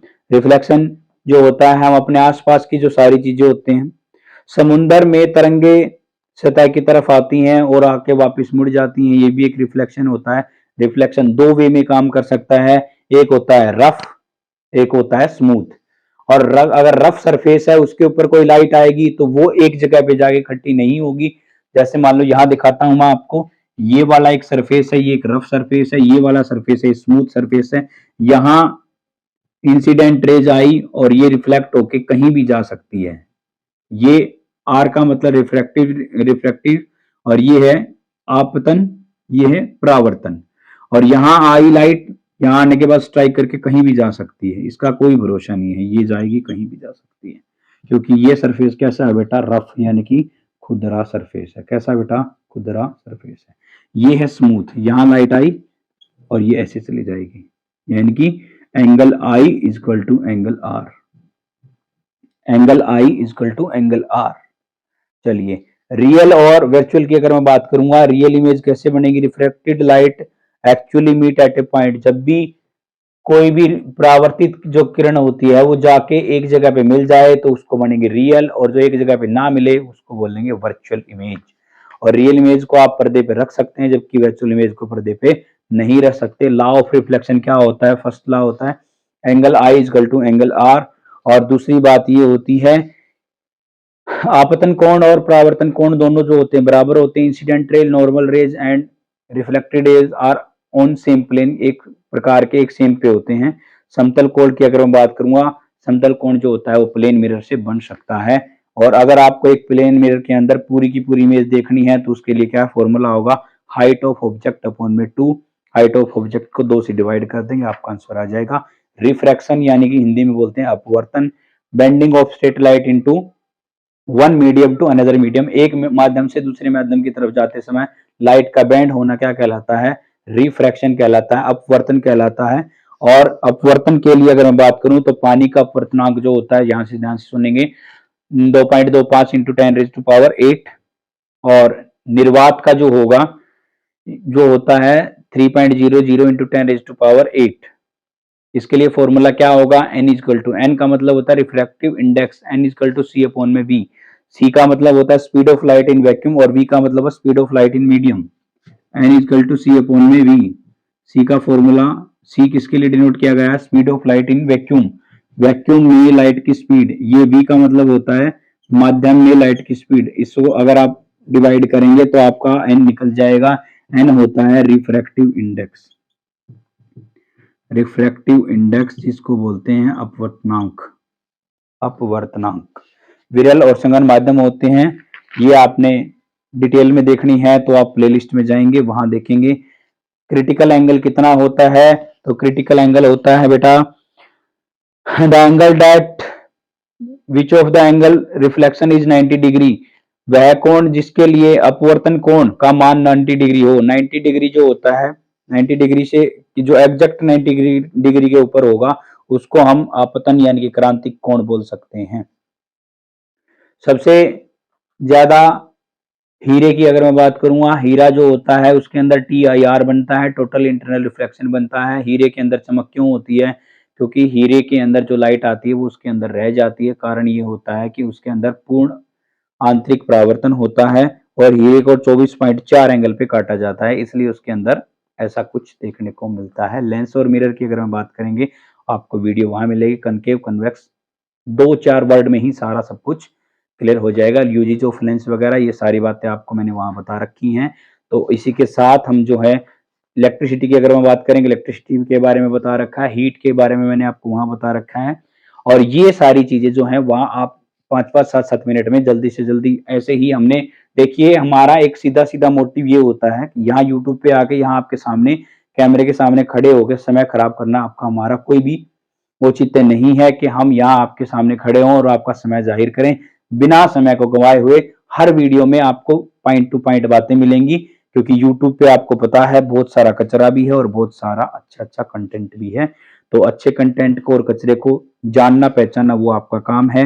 कहाँ से आपको अच्छी तैयारी मिल रही है, कहाँ से आपको चीजें अच्छी मिल रही हैं और कहाँ से आपको चीजें बुरी मिल रही हैं, ये चीजें आपको बताने की हमें जरूरत नहीं है, क्योंकि आप खुद बहुत समझदार हो। इसी के साथ शुरुआत कर देते हैं केमिस्ट्री की।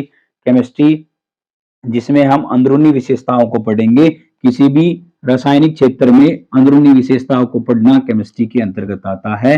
और मेरा पूरा दायित्व ये है कि लगभग 2 घंटे के अंदर, 2 या 2.5 घंटे के अंदर इस पूरी की पूरी क्लास को हम खत्म कर देंगे, और आप ग्रुप डी में 15 में से 15 ले सकते हैं अगर आपकी थोड़ी बहुत तैयारी पहले से अच्छी है तो। कार्बन कंपाउंड की अगर हम बात करेंगे, कार्बन के यौगिक जो होते हैं, एलिमेंट जो होते हैं, इनमें सिंगल टाइप ऑफ एटम होते हैं, ये समान परमाणु से मिलकर बनते हैं। जैसे हमने आज तक कितने एलिमेंट खोजे हैं? 118 एलिमेंट खोजे हैं। किसमें खोजे हैं? पीरियोडिक टेबल में खोजे हैं। पीरियोडिक टेबल के जनक कौन हैं? तो भाई मेंडल जो है, मेंडल जो है पीरियोडिक टेबल के जनक हैं। आधुनिक पीरियोडिक आवर्त सारणी किसने बनाई? 1913 में हेनरी मोजले के द्वारा बनाई गई थी। ये बातें जो है पीरियोडिक टेबल से रिलेटेड हैं। बॉन्डिंग की अगर मैं बात करूंगा तो बॉन्डिंग कैसे बनती है, तो बॉन्डिंग कैसे कैसे होती है, इसके लिए हम 2 बातें और पढ़ेंगे। कंप्लीट ट्रांसफर ऑफ इलेक्ट्रॉन जो होते हैं, एक जगह से दूसरी जगह पे अगर पूर्ण स्थानांतरित हो जाते हैं तो उनको बोला जाता है आयोनिक या कोवेलेंट बॉन्ड। ध्यान से सुनिए बेटा क्या कह रहा हूं। जब भी किसी वैलेंसी के थ्रू दोनों के ऑक्टेट पूरे हो जाते हैं तो उनको कंप्लीट ट्रांसफर ऑफ आयन बोलते हैं या इलेक्ट्रॉन बोलते हैं। उनसे जो बनता है बॉन्ड उसको बोलते हैं कोवलेंट बॉन्ड, कोवलेंट बॉन्ड या आयोनिक बॉन्ड, कोवलेंट बॉन्ड या आयोनिक बॉन्ड। दूसरे नंबर का जो बॉन्ड होता है उसको हम बोलते हैं, एक तो बन जाएगा आपका कोवलेंट बॉन्ड और दूसरे नंबर का जो बॉन्ड होता है उसको हम बोलेंगे जो कंप्लीट कंबिशन या बॉन्डिंग ना कर पाए उनको जो बोला जाता है वो इलेक्ट्रोकोवलेंट बॉन्ड बोला जाता है। इलेक्ट्रोकोवलेंट बॉन्ड सॉरी इसको बोल देते हैं। कंबाइनिंग कैपेसिटी जुड़ने की क्षमता जिसकी होती है टेट्रा शेयरिंग होती है। ऐसे इलेक्ट्रॉन जो रेडियो एक्टिव होते हैं जीवाश्म का पता लगाने के लिए यूज किए जाते हैं। कार्बन के जैसे एटम नंबर 6 इलेक्ट्रॉन 6 प्रोटॉन 6 होते हैं उसके अंदर। और ऐसे बॉन्ड जिनको जोड़ने में कोवलेंट बॉन्ड जो होते हैं, एक तो कोवलेंट बॉन्ड है, इलेक्ट्रॉन की शेयरिंग से कोवलेंट बॉन्ड बनते हैं, सहसंयोजी बॉन्ड बनते हैं और ये बनते हैं इलेक्ट्रोकोवलेंट बॉन्ड। यहां देखिए सॉरी बेटा, ये होता है इलेक्ट्रोकोवलेंट बॉन्ड जिनमें कंप्लीट शेयरिंग हो और इनके अंदर शेयरिंग एक दो की वैलेंसी की संयोजकता के बेस पे हो तो इसको बोलते हैं कोवलेंट बॉन्ड, कोवलेंट बॉन्ड। एक कोवलेंट बॉन्ड सॉरी इलेक्ट्रोकोवलेंट बॉन्ड होता है जिसको आयनिक बॉन्ड भी हो सकते हैं, एक होता है कोवलेंट बॉन्ड। चलिए अब जो केमिस्ट्री का सबसे मोस्ट इंपोर्टेंट जो चीज है वो है मैटर, जिसको हम बोलते हैं पदार्थ।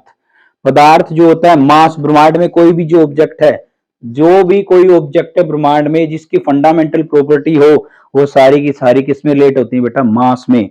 मैटर क्या होता है, मैटर का मतलब होता है स्पेस ऑक्यूपाई। मैटर क्या होता है बेटा, मैटर का मतलब है स्पेस ऑक्यूपाई, स्पेस ऑक्यूपाई। कोई भी ऐसी चीज जो स्थान घेरती है, स्थान घेरती है, स्थान घेरती है उसको क्या कहते हैं, मैटर। मैटर किसको कहते हैं, कोई भी वस्तु जो स्थान घेरती है। चलिए मैटर जो होते हैं वो कितने प्रकार के होते हैं। स्टेट ऑफ मैटर्स की अगर मैं बात करूंगा तो यहां देखिए हम स्टेट ऑफ मैटर पढ़ते हैं और फटाफट से यहां से भी जो क्वेश्चन आते हैं उनको पकड़ लेते हैं। देखिए भाई, स्टेट ऑफ मैटर, पदार्थ की अवस्था, तीन प्रकार की होती है। पदार्थ की अवस्था बेटा तीन प्रकार की होती है। एक होते हैं सॉलिड, एक होते हैं लिक्विड और एक होते हैं गैस। इसको कहा जाएगा ठोस, इसको कहा जाएगा द्रव, इसको कहा जाएगा गैस। चलिए समझिए, फिक्स्ड शेप कौन रखेगा। मैंने यहां पे तीनों चीजें लिख दी हैं, आप अपने हिसाब से बताते जाइए। इन तीनों में से फिक्स शेप किसकी होगी, किसकी होगी बेटा, ठोस की। क्या होगी, फिक्स शेप, फिक्स शेप। क्या लिक्विड फिक्स शेप रखेंगे, नहीं। लिक्विड को जिसमें डाल देंगे वैसा बन जाएगा। गैस नहीं, बिल्कुल नहीं रखेंगे। अगली बात, फिक्स्ड वॉल्यूम कौन रखेगा, इन तीनों में से फिक्स्ड वॉल्यूम रखेगा। लिक्विड की वॉल्यूम फिक्स होगी, बिल्कुल वॉल्यूम फिक्स होगी। गैस की वॉल्यूम फिक्स होगी, फिक्स होगी। सॉरी, हाँ, निश्चित फिक्स्ड वॉल्यूम की अगर मैं बात करूंगा तो सॉलिड की वॉल्यूम जो होती है फिक्स होती है, लिक्विड की भी फिक्स होती है। हल्का कंप्रेस कर सकते हैं लिक्विड को, जबकि इसकी फिक्स नहीं होती, सॉरी इसकी वॉल्यूम फिक्स नहीं होती है, क्योंकि गैस को हम कंप्रेस करके लिक्विड में भी कन्वर्ट कर सकते हैं। गैस को कंप्रेस करके लिक्विड में कन्वर्ट कर सकते हैं। अब मैं फटाफट से यहाँ बोल रहा हूँ, एक बार ध्यान से सुनेंगे। कणों के बीच में दूरी, इंट्रा पार्टिकुलर डिस्टेंस सबसे कम किसमें होगा बेटा, सबसे कम होगा सॉलिड के बीच में। सबसे कम यानी कि चिपके हुए होते हैं सॉलिड के बीच में, इंट्रा पार्टिकुलर जो डिस्टेंस है वो बिल्कुल कम होता है। कणों के बीच में हल्की दूरी होगी लिक्विड के अंदर, सबसे ज्यादा दूरी होगी गैस के अंदर। इसके बाद inter particle force, inter particle force सबसे ज्यादा किसकी होगी, ग्रेटेस्ट होगी सॉलिड के अंदर, फिर उसके बाद लिक्विड के अंदर, फिर उसके बाद गैस के अंदर। कंप्रेसिबिलिटी सबसे कम किसके अंदर होगी, सॉलिड के अंदर, फिर उसके बाद सॉलिड से ज्यादा किसकी होगी, लिक्विड की, और सबसे ज्यादा किसकी होगी, गैस की। डिफ्यूजन यानी कि मिश्रण सबसे ज्यादा किसमें होगा, सबसे कम मिश्रण किसमें होगा, सॉलिड में। यहाँ मिश्रण हो सकता है, गैस में तो कुछ भी मिक्स हो सकता है। इसके बाद सॉलिड लिक्विड गैस तीनों में काइनेटिक एनर्जी होती है, ये बात ध्यान रखनी है आपको। काइनेटिक एनर्जी सबसे कम किस में होगी, सॉलिड में, उसके बाद लिक्विड में, फिर उसके बाद गैस में। डेंसिटी की अगर मैं बात करूं घनत्व की, घनत्व सबसे ज्यादा किस में होगा, सॉलिड में, उसके बाद कम होता है लिक्विड में, और सबसे कम जो होता है डेंसिटी आपकी गैस में। चलिए, change of state of matter, यहां से क्वेश्चन पक्का सर्कल लगा लेंगे, स्टार लगा लेंगे, बिल्कुल जरूरी है। और बाकी जरूरी तो ये सारी ही चीजें हैं, क्योंकि आपको इतनी सारी चीजें हम फटाफट से पढ़ा रहे हैं। अब हमने बताई सॉलिड लिक्विड गैस, तीन स्टेट। देखो बेटा, लिक्विड, गैस, सॉलिड, यहां हमने तीन स्टेट बताई। तीन जो स्टेट बताई उसमें सॉलिड, ये है द्रव यानी कि लिक्विड, और ये है गैस। सॉलिड का मतलब ठोस। अगर आपसे मैं क्वेश्चन करूं कि बेटा सॉलिड को आपने बदलना है लिक्विड में, सॉलिड को आपने किस में बदलना है, लिक्विड में बदलना है, तो आप क्या करेंगे, सॉलिड को लिक्विड में कन्वर्ट करना है तो क्या कर देंगे, मेल्ट कर देंगे, फ्यूजन कर देंगे, मेल्टिंग कर देंगे। देखो ध्यान से, सॉलिड को लिक्विड में बदलना है तो क्या कर देंगे, मेल्टिंग। और उसको लिक्विड को सॉलिड में बदलना है, क्या कर देंगे, फ्रीजिंग।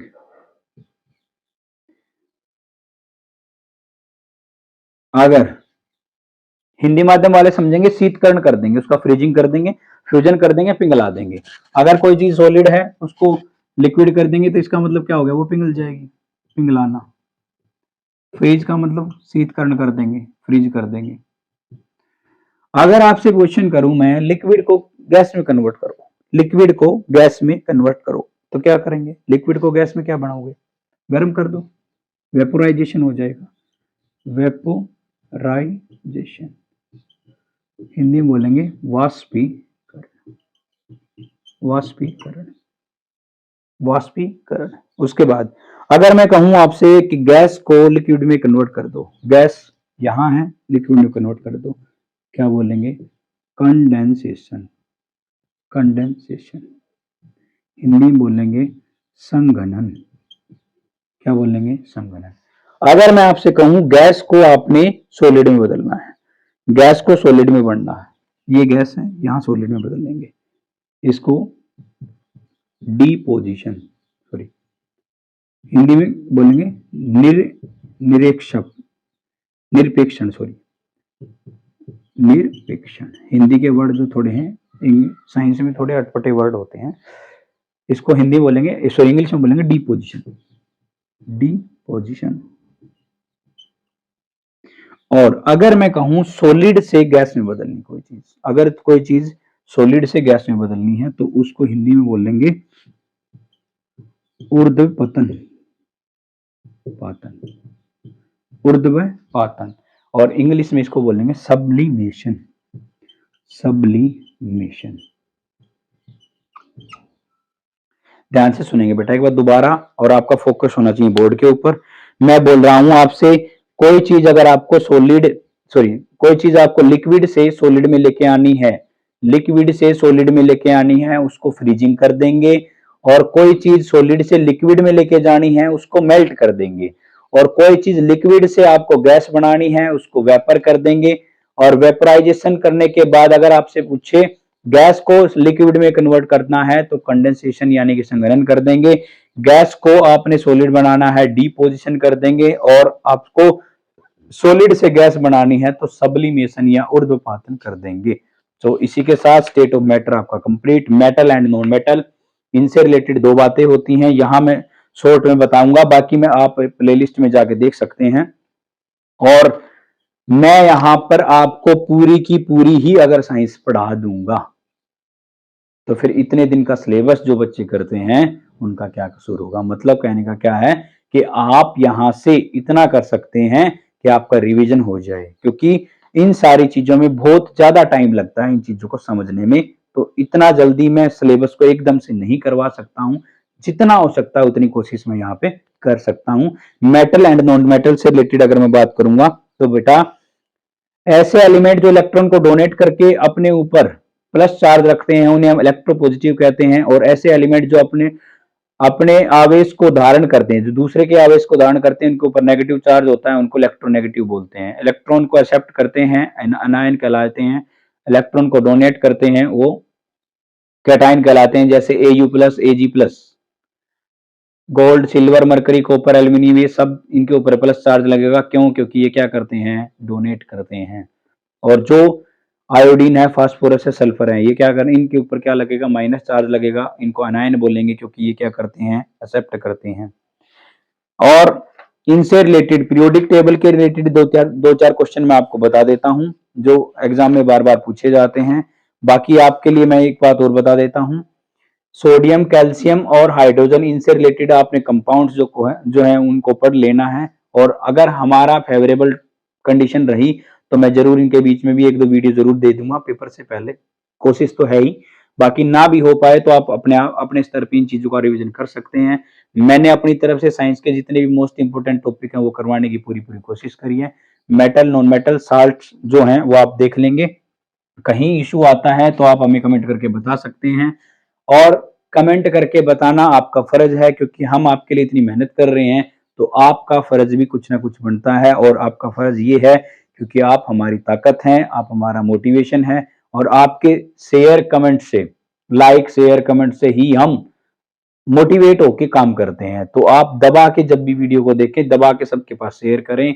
बहुत सारे अच्छे तरीके से चीजों को हमने यहाँ करने की पूरी पूरी कोशिश करी है, तो आने वाले अपडेट के लिए जुड़ जाएंगे और जितनी भी चीजें हैं यहाँ करने की पूरी पूरी कोशिश करेंगे। यहाँ मैं बताता हूँ, सोडियम हाइड्रोजन जो है बॉन्डिंग उनकी एक बार पढ़ लेंगे, एसिड और बेस के बारे में एक दो पढ़ लेंगे, और जो आपको जो मैंने बताया है ये वाली state of matter, sorry solid, gas और लिक्विड से क्वेश्चन आते हैं, और यहाँ इनसे भी एक रिलेटेड एक जो क्वेश्चन है बिल्कुल आ सकता है।